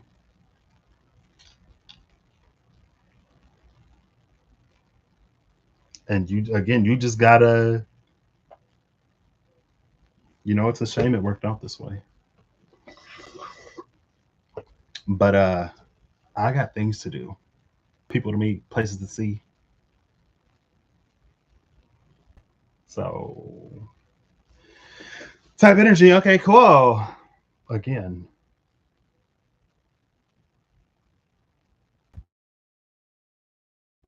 and this is around the fire station. So maybe you in some way. See, but this path, especially because of youth in the vineyard, it feels more preventative. Or it feels almost like an alternate timeline, an alternate history, one in which Ragnarok never occurred. And I feel like this kind of sort of fits this like new genre of anime that I'm watching, right? Because so it's this new like reincarnation. Like people are reincarnated into stories that they know well. They're reincarnating in roles that nobody would want, but they're reincarnated into stories that they know. And so at certain points, it's like they know that if things had gone down this way, then the person, it's like, let's say that it was another doctor, right? Another doctor is jealous of how much your patients love you, and maybe you're still doing things and you're like all of the success that you're finding, and they feel that it's not fair. All of your success should be theirs. So in an alternate timeline, if their malpractice thing went through and they try to, it's like mortality rates are going to go up. Other things are not going to get done. And it's like things will get truly like that's the Ragnarok timeline. The Ragnarok timeline is when those malicious actions of envious.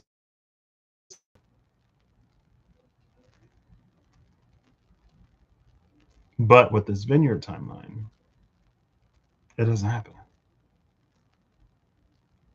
So anyway, yeah,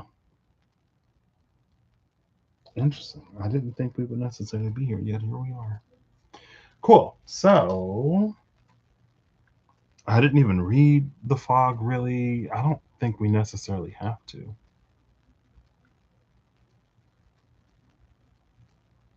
I don't think we necessarily have to. I didn't read the youth.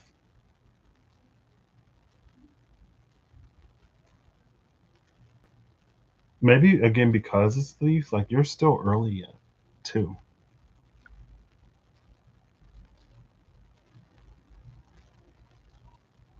Also, this could be because again, it doesn't necessarily read like you have to go and do something because someone has committed less majesty against you.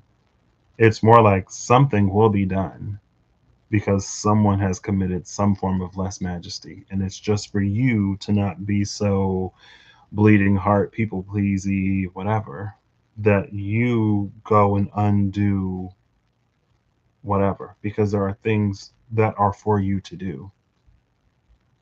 And it's almost like if you were to go and try to alleviate something or whatever, they would twist that into like some kind of confession or whatever, some kind of admission of guilt or whatever.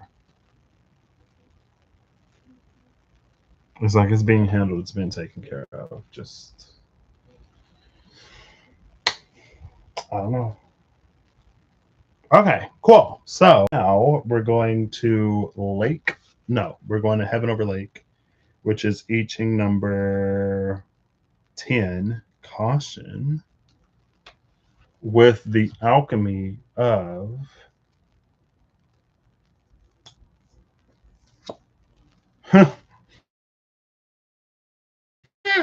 why am I surprised?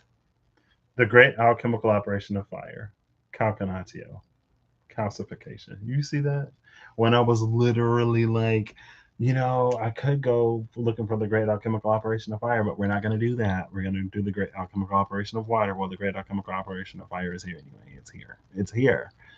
It is number 64, right? LX is 60, IV is 4. 64, which is a 10. And coincidentally, interestingly enough, Heaven over Lake is I Ching number 10, caution. So, oops. Oh, goodness. Usually, like, this is here. Oh, it's fine. Okay. I Ching number 10. 29.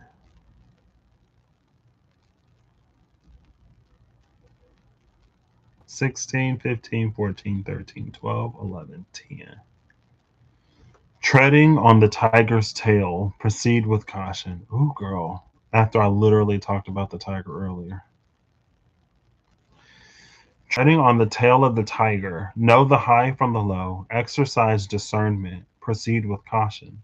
By treading with caution and yet being sure of your every step, you succeed at a dangerous undertaking.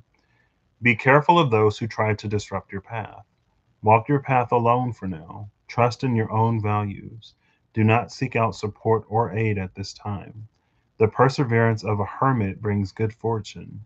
The endeavor will succeed. To know your future, you must first review your past. Okay. And this is with the great alchemical operation of fire. Now, on the side of back burning, it was the controlled fire that set, right? There was emphasis on control. So, with the caution on treading the tiger's tail, being careful of your every step, while the other one was like a more passive route, like someone has committed lèse-majesté and the crown will defend itself. A verdict will be rendered, and whatever the verdict, you ain't have nothing to do with it. Now, because of an element of caution here, while you're treading the tiger's tail, being sure of your every step, let's keep pulling. What's this place? The alleyway, hidden pathway, shortcuts revealed. Yeah, this is a hidden pathway. I'm not surprised that this is a hidden pathway because of all of the caution that is around this great alchemical operation of fire. Because again, for example, if you have like heavy winds, it depends.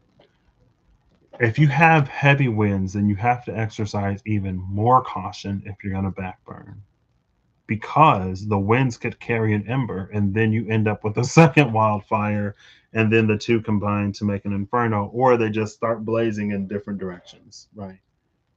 Because someone couldn't control the controllable. Control itself is a very sensitive and finicky subject.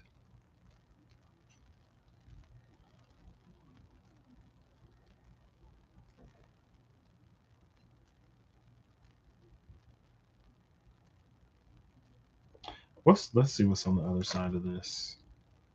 We have the Three of Swords, the Three of Air. And we got this owl again. You see in the pot, there's the owl. Oh no, it's not in a pot. It's just an owl. It's just an owl. For some reason, I thought there was like a black pot and the owl was like peeking out. It's literally just an owl.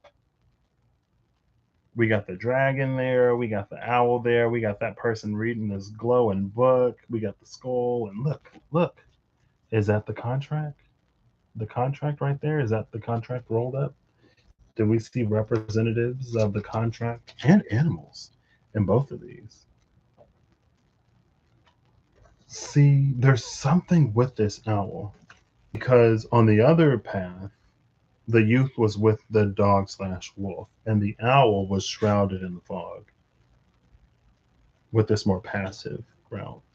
Now, here, with the great alchemical operation of fire, great caution is needed. This is a hidden pathway, and we have this book sort of like revealing its secrets. Like whatever is written in this book is glowing, and we have the owl there, not shrouded, not mysterious, front and center, and we also got this dragon.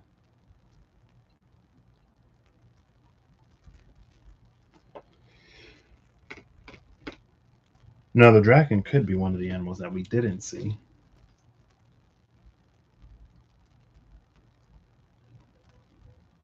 The great alchemical operation of fire and sun dragons are known to breathe fire. Interesting.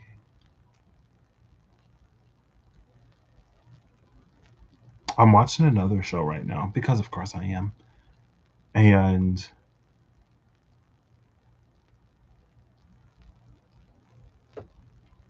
there are like books and ancient histories and all kinds of stuff. It's interesting that this is here. I feel like that's another thing that I'm starting to notice, kind of sort of in the vein of how like power started to come up. And then we started to get into like words of power and stuff like that. There's an energy now, though, of some kind of refinement, right?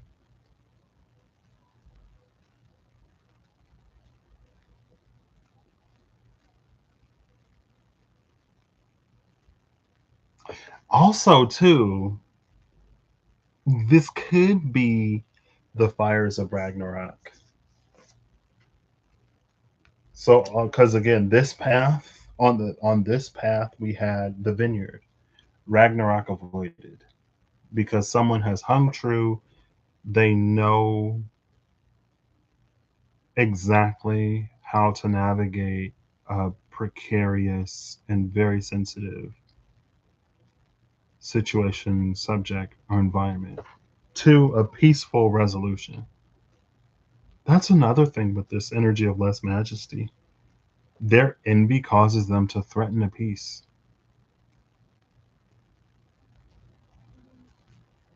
Now, on this other side, we have the fires of Muspelheim, the fire giants that, are also a big part of Ragnarok.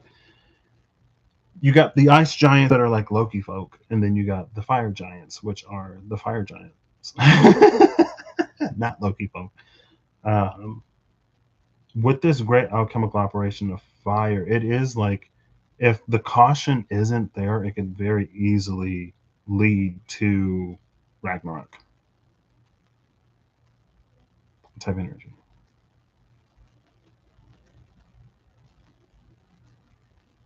And it's interesting that this is the three of air. Usually the three of air is the three of swords, and it's about like grief and heartache. He's wearing a key. He's got a key around his neck. I don't remember why I was looking for keys in this deck. There are keys all up and down this deck. But when I looked through, I didn't see a single one of them. They all hit for me. So whatever then, again, I don't remember. I know that was a long time. That was years ago. I don't know how many years, but I know it was years ago. I don't remember why I was looking for the keys because I was like reading something or I was like seeing something, and there was some kind of revelation that I had. And it was like if I see the key, then I'll know that it's like for now, it's collective, it's to be talked about. If I don't see the key, then I'll just not talk about it.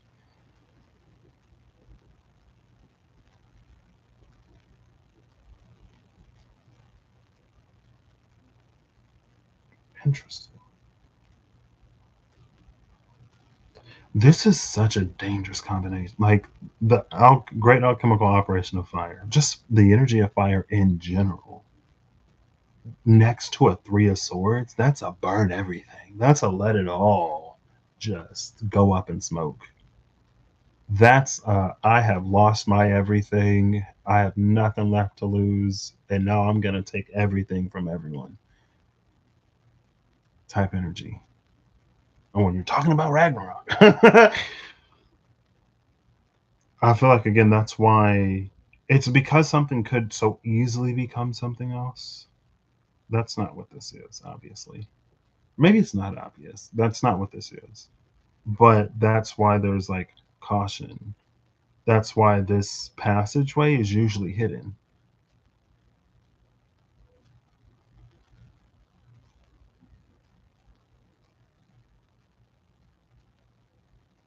I don't know what this is. What am I reaching for? Am I reaching for the book? Am I going to read the book for this one? I think we might just read the book. Excuse me for this one. Calcinatio is the great alchemical operation of fire. It occurs when there is enough heat in the vessel to transform the nature of that which is solid or fixed. How does calcinatio begin? With a tiny glimmer, an urge, a desire that builds into a robust flame. On a psychic level, this stage may be an uprising of emotion that has been repressed or dismissed. It wants something big to change, to be brought to the light and purified, perhaps a flawed ideology, institution, or outlook. Frustration and anger are wonderful change makers if their heat is channeled with space, time, and awareness. The transformation that occurs from calcinatio is rarely harmonious. It requires commitment and a willingness to sit through discomfort as old patterns fall into the ashes. The flame initiates sacred change, and eventually the phoenix rises. Oh my goodness. I'm sorry. Just give me a second. Just give me a second.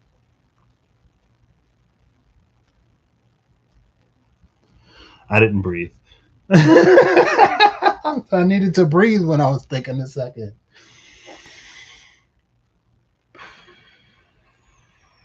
We saw union in this deck. What was it with? Was it next to the healer? What did we see union with? The reason why I bring up union is because we have the dragon here. And we have the precursor to the phoenix here. The phoenix and the dragon are feminine and masculine aspects, like Eastern feminine and masculine aspects.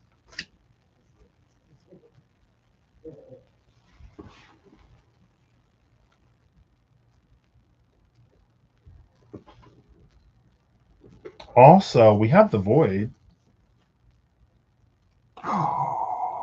Okay, so I was talking about how it doesn't necessarily always make sense to try to deprive a fire of oxygen. Like there are certain conditions that, because it's like, because it's really hard.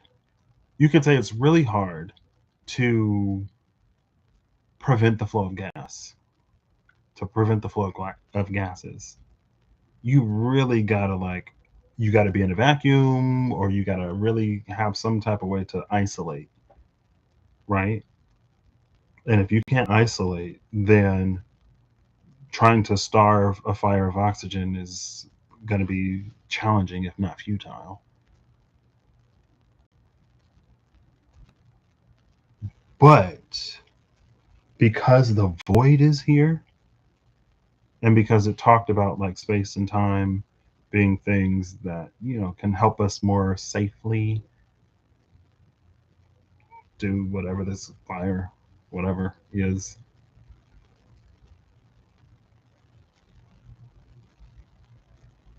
this isn't an earthly flame. This fire, this spark exists in the void, and if it burns in the void, it doesn't need oxygen.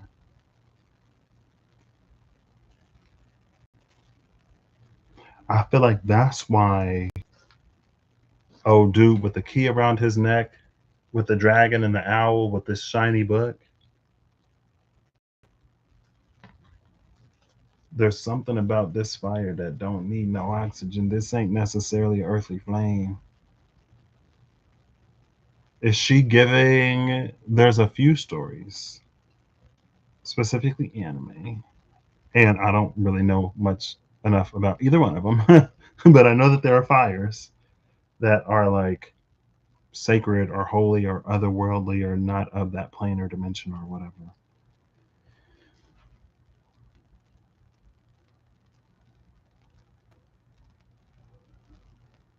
Interesting. Did this mention the hermit? It mentioned the hermit.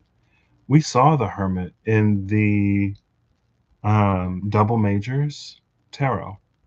We saw the hermit let his fire out of the lantern, and he lit that like campfire, I think. And then in the Star Dragon Oracle, we saw the Dragon of Miracles be attracted to a flame.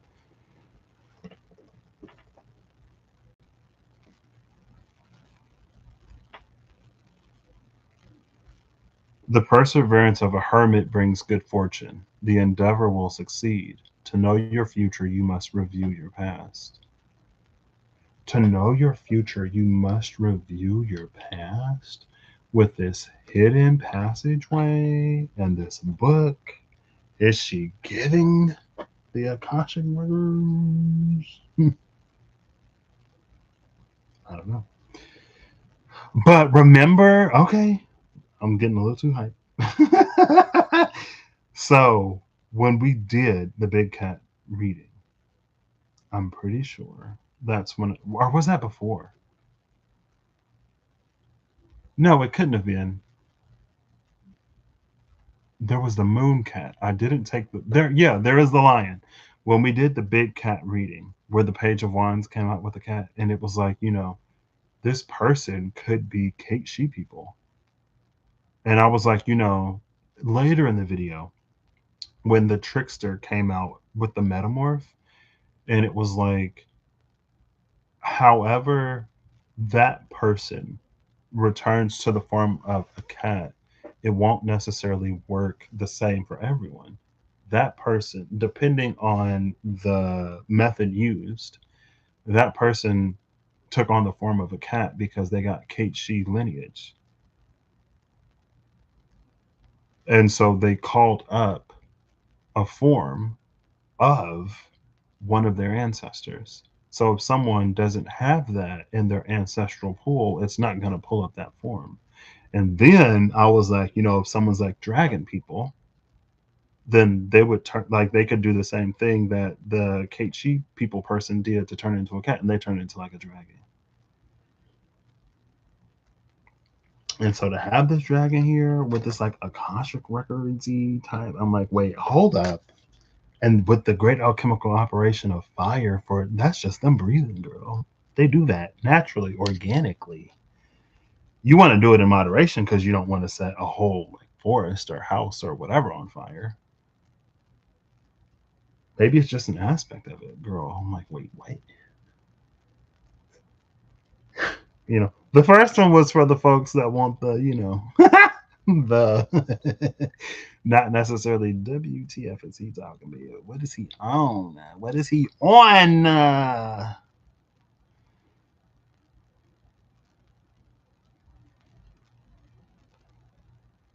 By treading with caution and yet being sure of your every step, you succeed at a dangerous undertaking.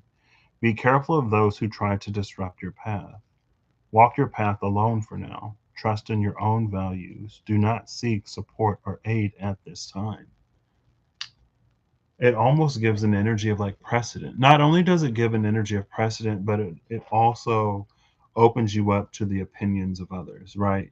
So, because it's low hanging fruit and easy, again, there's an Eastern element to this because of the phoenix and the dragon. Okay, I was like, where did it come from? I know it was here. There's an Eastern element to this. So imagine being in the, here we're setting a metaphorical scene, okay? Imagine being in the West, but having Eastern lineage or tapping into an Eastern lineage through this energy. And when the dragon comes forward to you, the dragon means something in the East that it does not mean in the West. And so there's a lot of like projection of fear and like loss and destruction and all of these things that the dragon can be associated with in the West, that it's not like where it's coming from within you. That's not what this is. And so if you were to try to bring others on your path, then they're going to be putting all this in your head about something that this energy is not. And if you were to like twist and deform and contort yourself into this other it's like it comes out being this whole thing that it's not.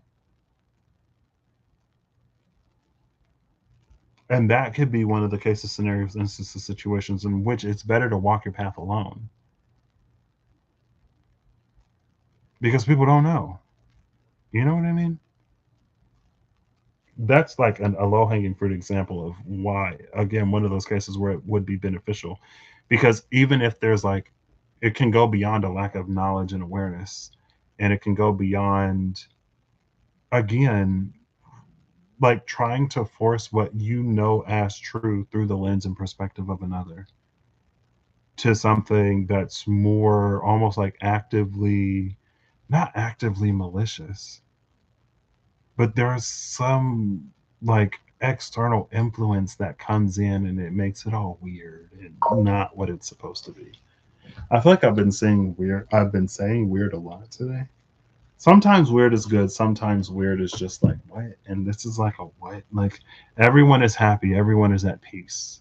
We're all having a good time. Why are you coming in sowing chaos and destruction? Like, no. Hello? We're going to take care of you and then we're going to keep having a good time. Like, not the bad kind of weird. Like, be a good kind of weird. You know what I mean? Anyway, it's fine. Oh, I'm like, it's interesting. I'm like, why is it the three of air? The three of swords in the Wand Tarot. That's what this is giving me. That's what she is giving.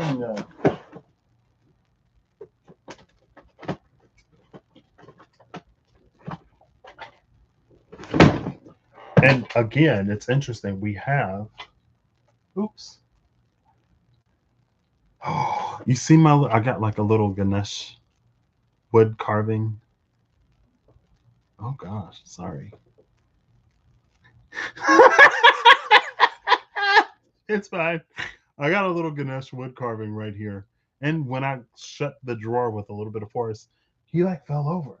But the like the energy of Lord Ganesh will it overcomes the insurmountable.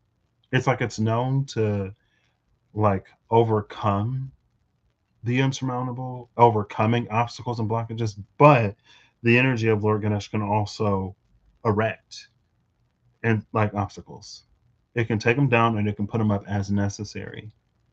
Because this is a hidden passageway, and because the book is here, and because I'm looking for the kind I'm looking for him to like go down. It's like, for you, it is open. And I'm just like, oh snap. If this resonates for you, then oh snap.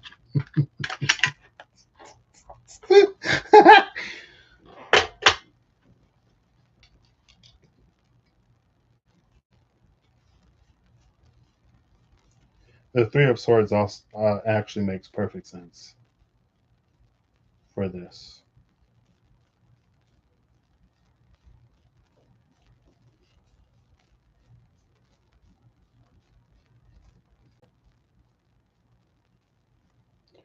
The Three of Cups and the Five of Wands. I'm actually going to take them.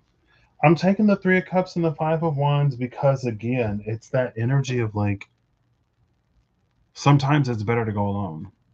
It's better to go alone, guided by your discernment. It also said it's a time to use your discernment and your own internal truth, because it doesn't translate to a lot of others, most others. And I'll say most. Because if it weren't most others, it's like it wouldn't be as dangerous to, like, it wouldn't be as highly recommended to tread that path alone. You know what I mean?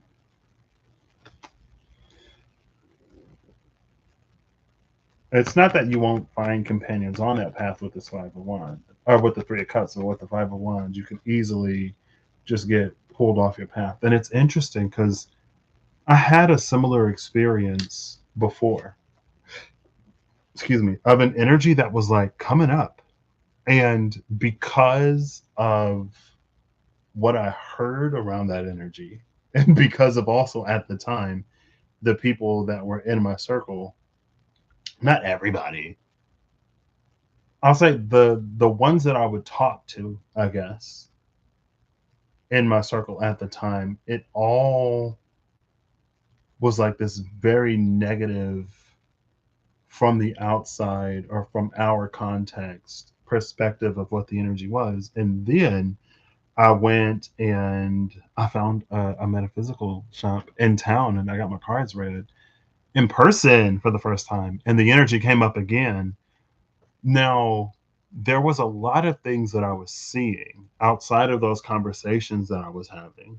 There were a lot of things that I would see independently that was like counter this narrative. And I was like, okay. And so I was seeing a lot of stuff counter this narrative. And then I got the reading, and the person told me like this whole other side of the energy. And I'm like, this is something that resonates more and it makes more sense to me and for me. And I can see why it's coming out. And it was completely different than all of like just everything that was being put on it. You know what I mean? That was years ago at this point. Anyway, the Three of in this deck represents like a blocked corridor. This is that hidden passageway, and it's hidden behind the Three of Swords. It's almost like if someone were to take something and hide it behind your biggest fear.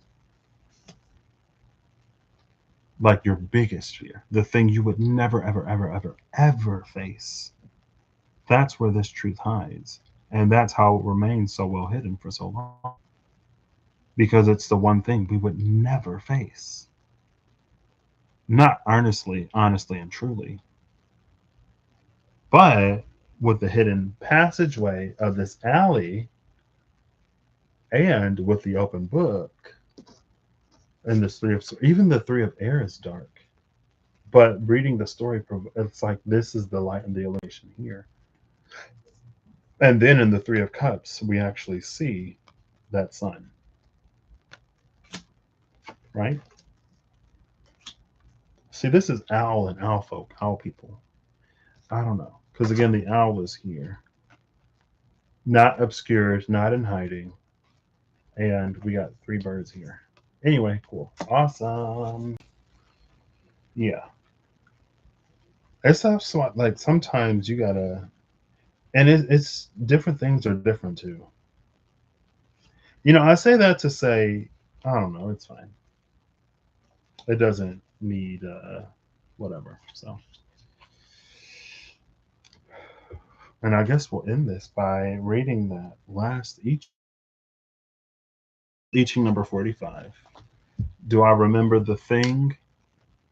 No. Spring is coming. Caution.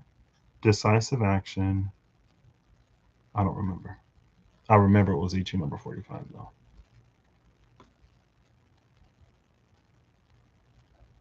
I'm seeing 20s. I'm seeing 30. Oop. 49, 8, 7, 6, 5. Teaching number 45, assembly, hold together.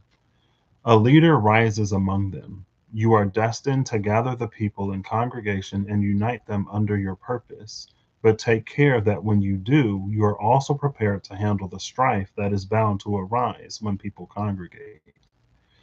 Sharpen your weapons. They will be needed to battle the dangers ahead.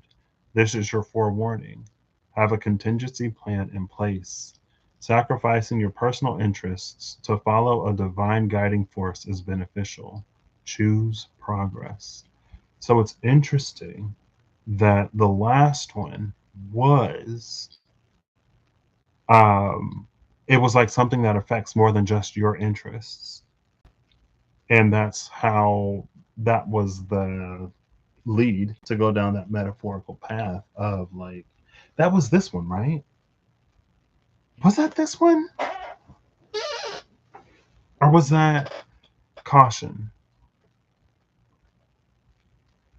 There was one where it's like it's more than just your interest, and then this one is like you are destined to gather people in congregation and unite them under your purpose. But take care that when you do, you're also prepared to handle the strife that is bound to arise when people congregate. And again, it was that whole like if someone is coming after you out of their envy, trying to take your license for malpractice or whatever, they're also coming for all of the people whose lives you'll save and who you'll comfort and all this other stuff. You're destined to gather people under you. That's why it affects more than just your interests. By treading with caution, be careful of those who try to disrupt your path. Walk your path alone for now. Trust in your own value. Do not seek out support or aid at this time. Did perseverance. Yeah, no, that was the other one. That had to be number 43.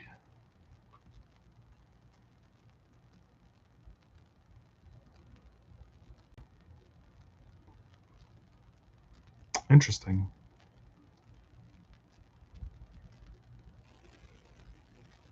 That-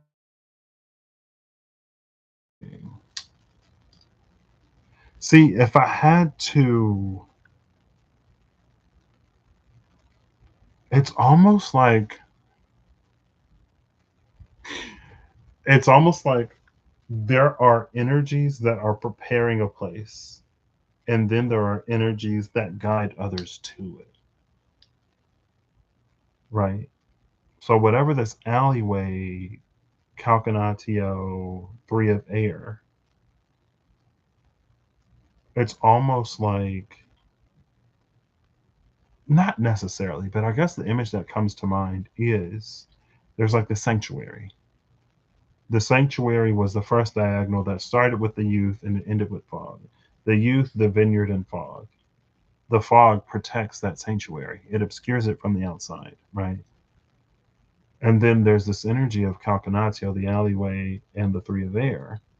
That's like it helps. It's almost like it goes into like Ragnarok is going down, but then there's the vineyard. This is the energy that like goes into Ragnarok territory and like leads people to the vineyard. Right. Yeah, it could be. I mean, that's one way to look at it. There's also another way to look at it, which is, what it is. And it's not necessarily an either or.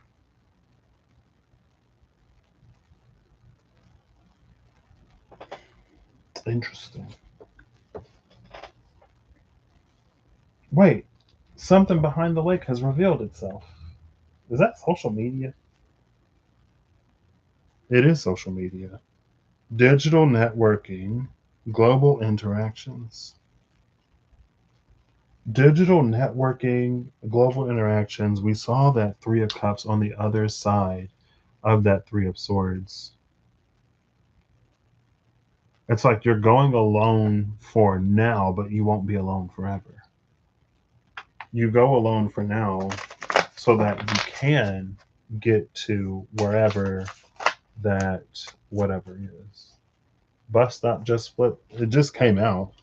It just flipped out. I didn't even put all the cards back yet. Waiting zone and patience. Patience and waiting zone.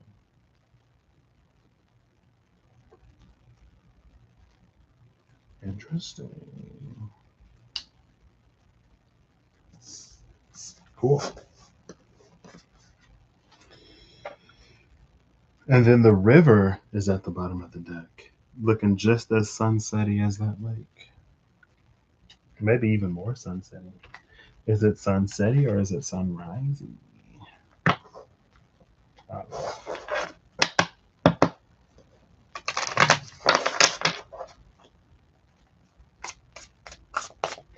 I'm gonna do it. I held out. I'm sorry. Hey Google.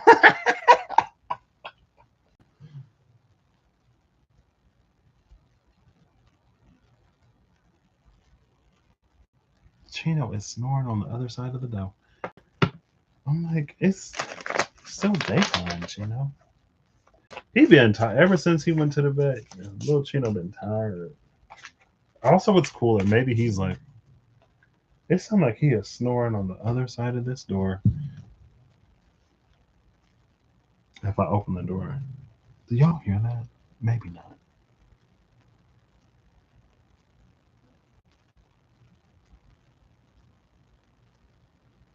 Now he stops. Oh yeah. Hey Google. If lèse-majesté is an affront against like the nobility and royalty, then what is a word like less deity, like an affront against the divine? I don't know French. Blasphemy or sacrilege. I love how she was just like blasphemy or sacrilege. That makes sense. Yeah. What a clear and concise answer. No word journey needed. She was just like, this is what it is. And I feel like a lot of times, sacrilege, yes. I feel like a lot of times when it comes to blasphemy, yeah, I guess it is. If someone has the hand of God, the hand of the divine on their life, and they're moving with their divine purpose, and the way that they are divinely intended, to speak against them is to speak against God. They're doing what they were created to do, in line, in tune, in step, in conjunction with their creator. And if they're doing, again, their divine purpose, what they're divinely led and guided to do, you're not questioning them at that point. You're questioning the divine.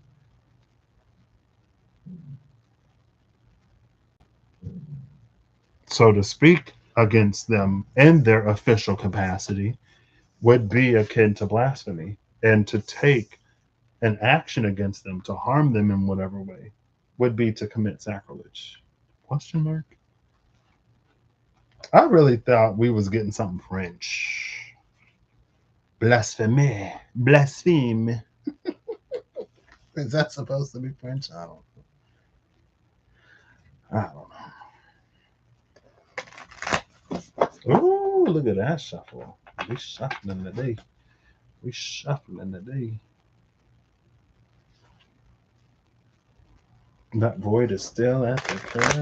I think Copper took it. Yep. It's not at the bottom no more. I was just thinking about the void. I was thinking about the void because I watched Made in Abyss. And in the Abyss, they get like the curse of the Abyss makes them sick. You can descend it just fine. But if you try to ascend, then you get sick. If you try to get out of the Abyss, and you can be in the same level of the Abyss, but just go up in elevation and you'd still get sick. And I don't know, it made me think of the void, right, versus the Abyss. Because that was a thing. Remember that when that was a thing? Speaking of the hidden passageway, though. Interesting. I thought I saw a card face in all this. I thought something had flipped over. Let's see if I see a card back. If I see a card back when I'm looking at the face, then I know that it's flipped over. Take it as it resonates. If it resonates, if it don't resonate, don't take it. This was, it is what it is, tarot. Or it is what it is. It was what it was, and it wasn't what it wasn't. You know what I mean? I forgot what I said. I think it was like, it is what it is, and it ain't gonna be what it ain't gonna be, and this is what it was today, or something like that. I forget.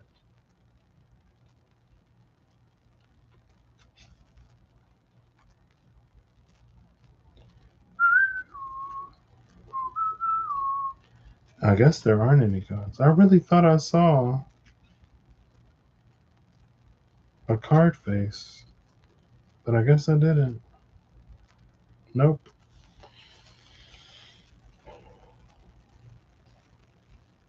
I guess I did not. I did not, because I don't see it now. Wow. Let's go to a few shuffles and a cut. We're almost to final cards.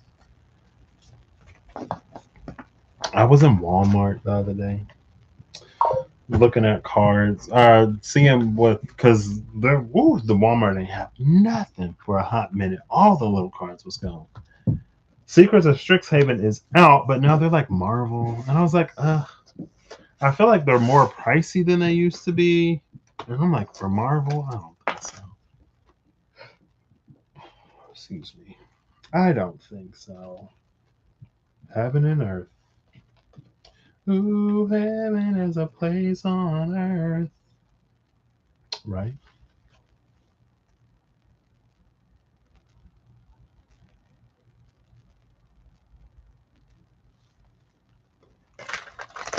We got each other.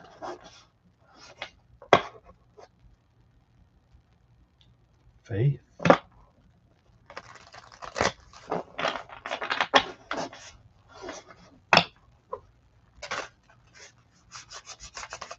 There we go.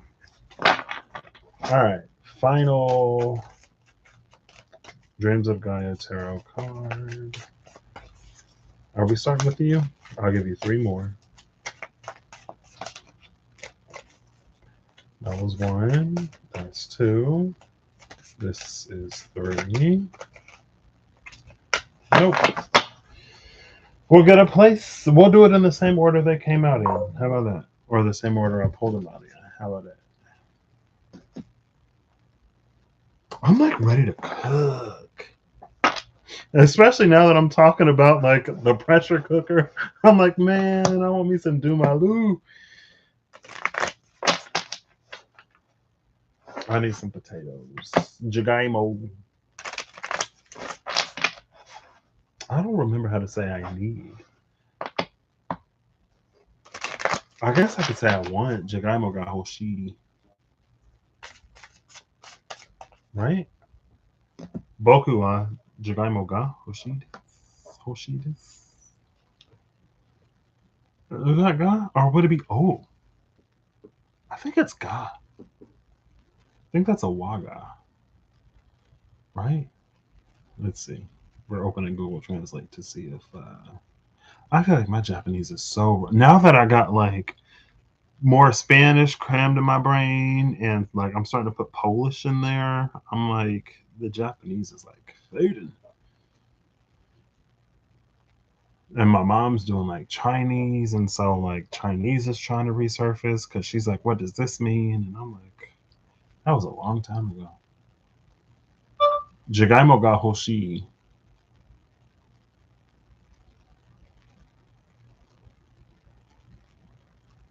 I want potatoes. Yeah. Jagaimo ga hoshi. じゃがいもが欲しい. I want potatoes. I love potatoes. Who doesn't love a good potato? All right. Places Oracle cards. So the key takeaway of today was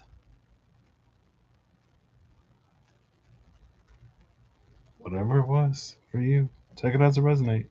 I feel like both of those paths are like very like use your discernment. Oh, that was the laziest flip ever.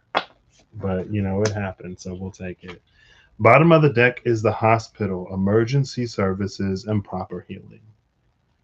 Sometimes from the fire station, you go to the hospital. They're in the same neighborhood of emergency services and stuff. Especially since we looked at a path of healing with that first responder energy. Proper healing. This is proper healing. I think this proper healing is important.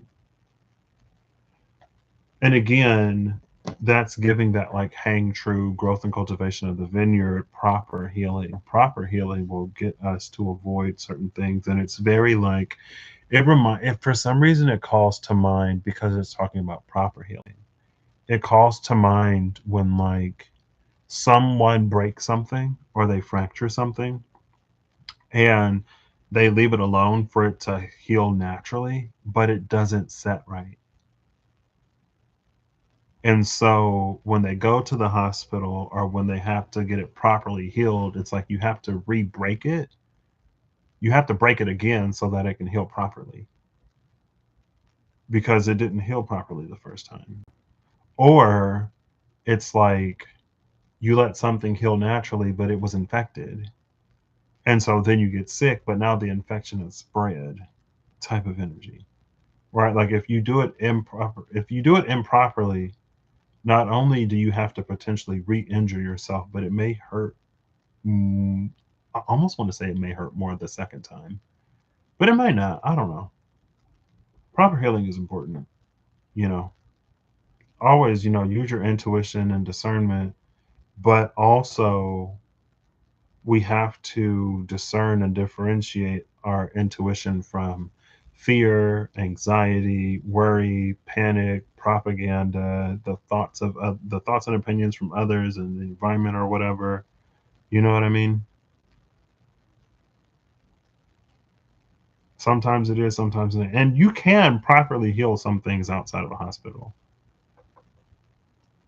Some things you ain't got to necessarily go to the hospital for. Some things you very much so probably should go to the hospital for, especially if you want things to heal properly.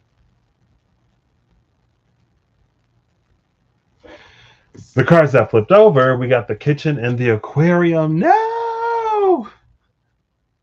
There's this person I follow on Instagram, and he's like a rancher. And so you'll see like videos of his cows, and then you'll see him eating a steak, and I'm like, oh my gosh. I'm like, I wouldn't be able to do it. If I was a farmer, I'd probably have to go vegetarian. But then I'd have like all that like livestock, and they're not going to live forever at the very least. You know what I mean? And am I just going to bury them all? Or are we going to, sell them to somebody to butcher? Oh, girl, it's too much. Like, I'd be going into Tractor Supply sometimes, and they'll have like chicks. They'll have like baby chickens and baby ducks and baby quails and stuff like this. I'm like, oh, the chicks are so cute. Like, I kind of want one, but then it's like, what would I do with it? I was with my grandma one day, and I said something, and maybe I said something to her, and she was like, "What would you do with it? Like, cook it and eat it?" And I'm like, oh, I don't know. I don't know. I mean, I think some people do have like pet chickens, right? I guess like they lay eggs, so you could do that and not necessarily have to eat them. I don't. Anyway, it's fine. My mom said that I stopped liking fish after we got a pet fish, and for a long time I didn't believe her until a few years ago. Someone was eating like salmon or something, and I tried a little bit, and it made me sad. Like I legitimately felt sad as I was eating it. I was like, wow, maybe there was truth to that. The aquarium and kitchen is triggering me like no other.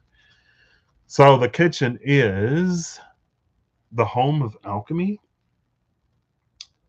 and harness your creativity.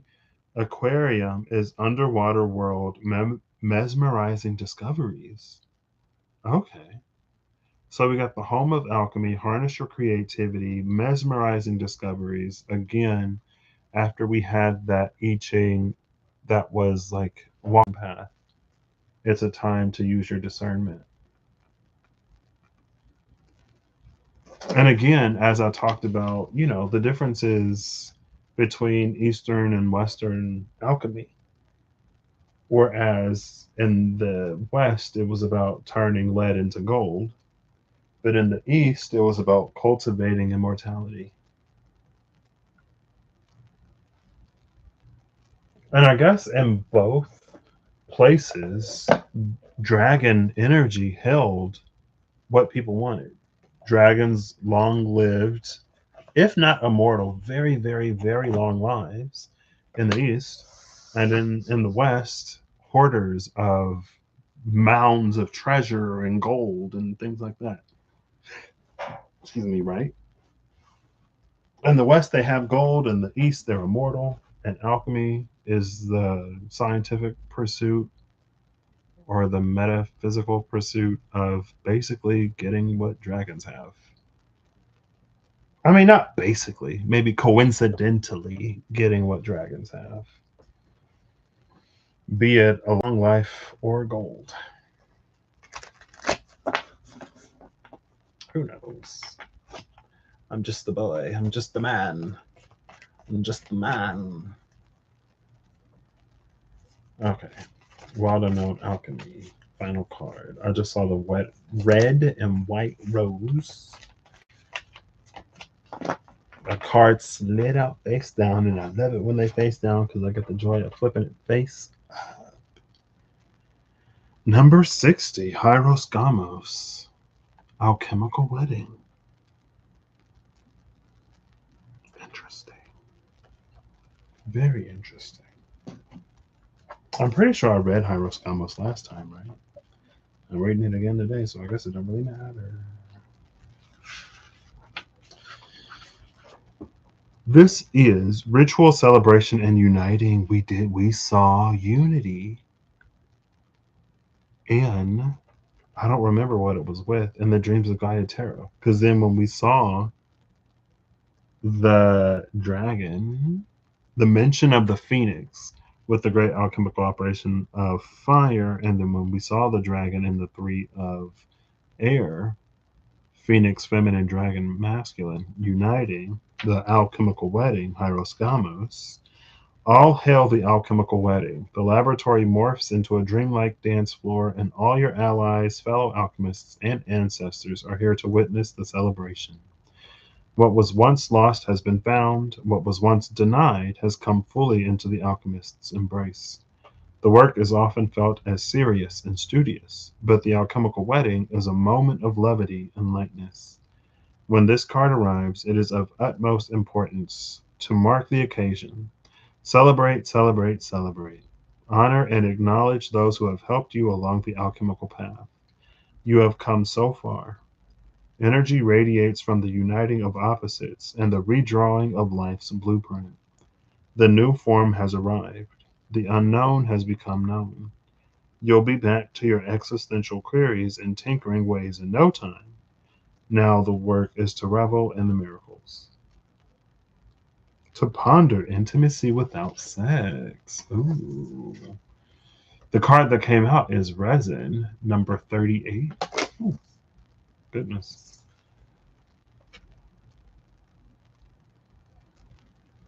Interesting. 38. Oh, there we go. Resin, holding, adhering, surrounding.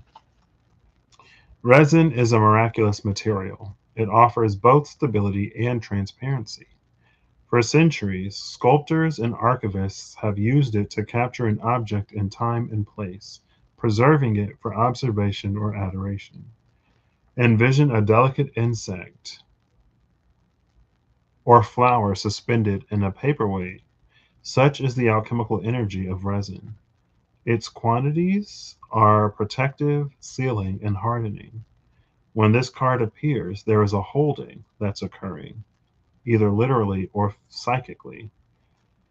While well-intended, someone may be limiting the one they wish to protect. There may be an aspect of nostalgia at work in the laboratory, an unwillingness to let go or change. On the other hand, the resin card can indicate preservation, of that which is most valued, a return to what's been lost. A return to what's been lost with the hidden passageway and that almost Akashic energy, Phoenix and Dragon, uniting unity, Hyros Gamos, alchemical wedding. Interesting. There was something really, really, really, really, really interesting in that one show that I don't know if I fully talked about it, but when it, I don't know. I don't want to spoil it. So if you see it and if you know, then you know. If you don't know, then maybe you'll find out one day. It's not necessarily relevant here right now, but it was interesting. Well,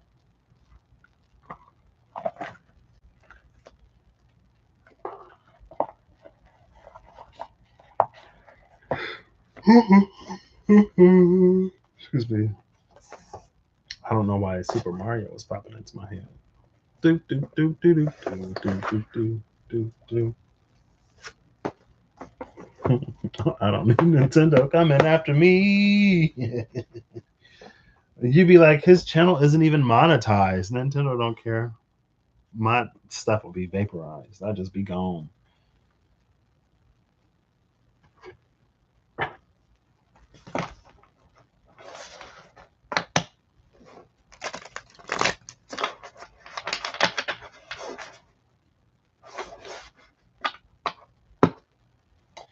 There we have it again, perception. Perception loves to find its way to the middle of the deck when I'm cutting, don't it? All right, it is your time to produce a final card now. Clean clip a clean call, please. Are you 5, 4, 3, 2, 1. I'm gonna get the water no tarot. I'm gonna shuffle it since I just used it, you know what I mean? Strengthen the Fool. The Fool with youth. There's something of immaturity here. Great caution needed. Exercise great caution. But strengthen the Father of Cups, which is the Black Swan. Interesting.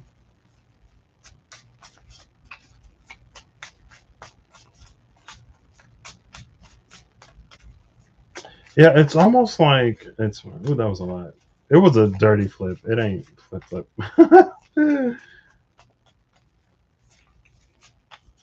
It's fine. Oh, okay.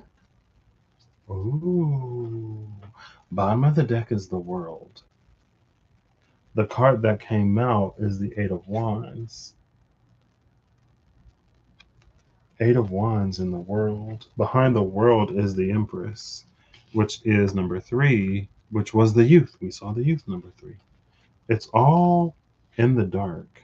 Under the World is the Empress. Under the Empress is the 3 of Wands, which is this portal. The portal to the night, maybe? Or this pathway. This corridor? Dimensional corridor? I don't know, bro. It's like as the lightning strikes this single wand, producing 8 different shadows. To me, it's producing 8 shadows. It's not like splintering into, like how trees will splinter or whatever. It's producing 8 shadows. And it's like if you were to view it from above, that would be the world. Right? This is where like lightning struck. I guess that's the stick. And then that's that light and shadow around it. Right? Like this is the perimeter of the world in some way. So it's interesting because it was kind of moonlight before, but it's almost like when it's pitch black outside, but it's storming.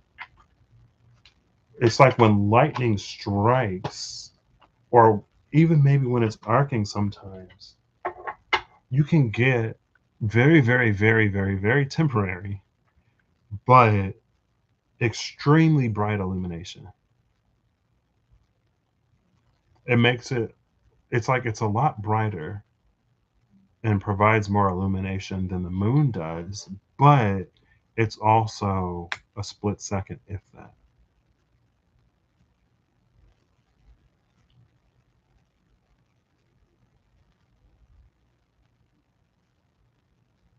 Eight of Wands in the world could also be, there's like, it's giving a quickening. Like things are shifting, things are rolling, things are picking up momentum. And when they pick up momentum, it's almost like sometimes you only have to set a precedent once for things to completely change. Now you know it's possible. More than possible, you may know that it's like real, especially if you see it. It's a chain reaction. You could be the first domino and you not even know it. Interesting. Now we have knowledge at the cut with union. And it's interesting that, it's like it's the same book, it's the same necklace, not necessarily the key. We don't see the key, but it's the same necklace, the same book that we saw in the Three of Air. Now it's become knowledge, or it's maturing into knowledge, and we have this union here. Union came back out. I've been talking about you. Knowledge and union. Interesting. And then we got that Devi in disguise, or Deva in disguise.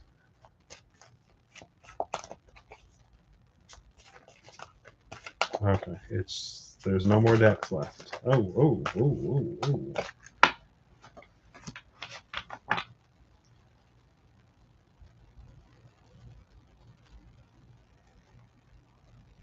One came out. One had flipped over and was about to tip out with who knows how many other cards. So the one that came out is the Four of Air. We go from the Three of Air to the Four of Air.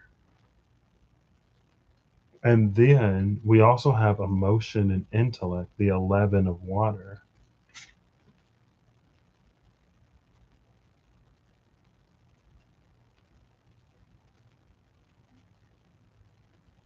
Emotion and intellect with this Four of Air is a very interesting combination. What's at the bottom of the deck? Bottom of the deck is the Four of Earth. We got the Four of Air and the Four of Earth. Now, this Four of Earth is interesting because we've been doing so much keystone spread, keystone this, keystone that.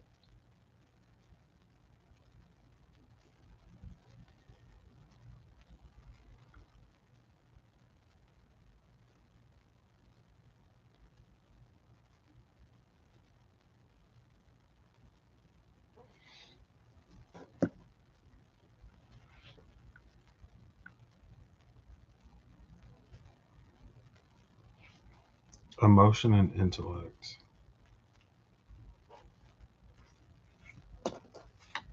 Take from this what you will. I feel like I can't put it into words, and I guess I'm not going to try. It's just like it makes sense.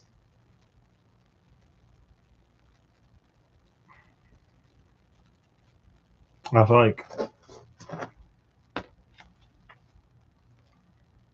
if I were to part my mouth to try to part my lips to try to speak, I ain't got no words.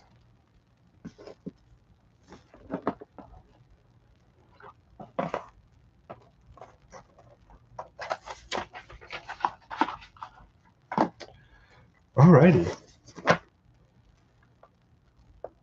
Excuse me. Well, I hope you all have an amazing whenever you see this. I hope you're acting in alignment to make all that you wish to experience your reality. I hope that whatever you need along your path, journey, will you find.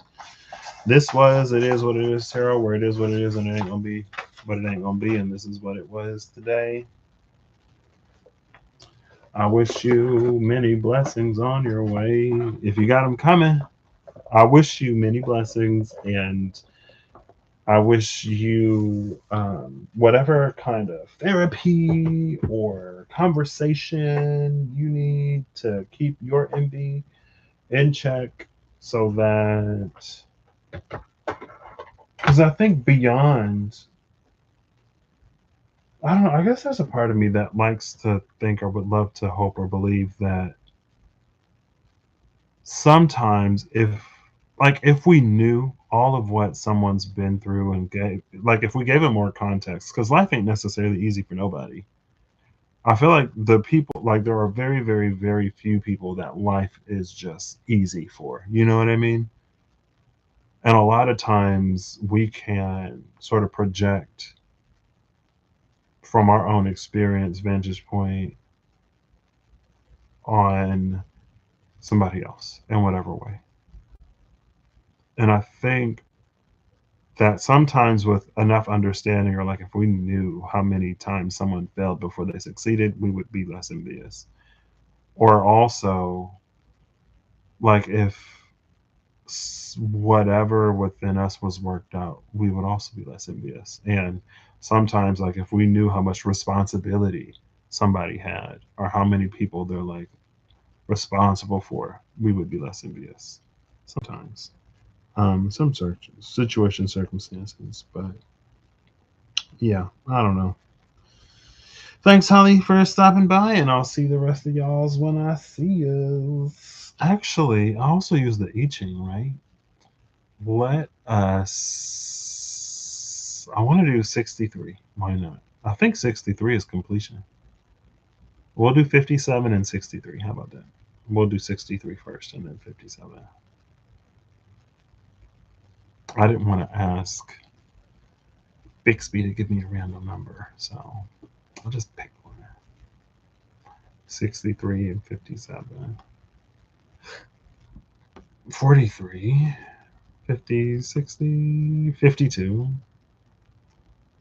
57, 8, 9, 60, 1, 2, 3. Eating 63, Gigi, after the ending. The sage anticipates possible misfortunes and pitfalls before advancing to best protect the people. Think about the consequences that your actions may have on others. A noble leader puts the people's welfare before self-interests. You have done what you have done. The matter now is what happens next. It is the time after an ending and at the start of a new beginning. Call upon the illustrious ancestor. When it comes to receiving favor from the divine, the extravagance of your offerings do not matter. It is the sincerity of your heart and piety that matters more. That was I Ching 63 after the ending. And I Ching 57 is use gentle force. Submit to the direction of the winds. The power you exert must be a gentle force. The wind is powerful because time is its power. The wind uses time to accomplish all endeavors. So you too, like the wind. Must use time to accomplish your endeavor. Be the unseen influence. The magus casts a spell that will produce an unseen influence. Whether the warrior advances or retreats, both decisions will bode well so long as the decision is made with conviction. One must delve below the surface, perhaps into the unconscious mind, to understand the situation at hand. The wind is favorable, small gains to be had. So there you go. And until next time, I'll catch you next time.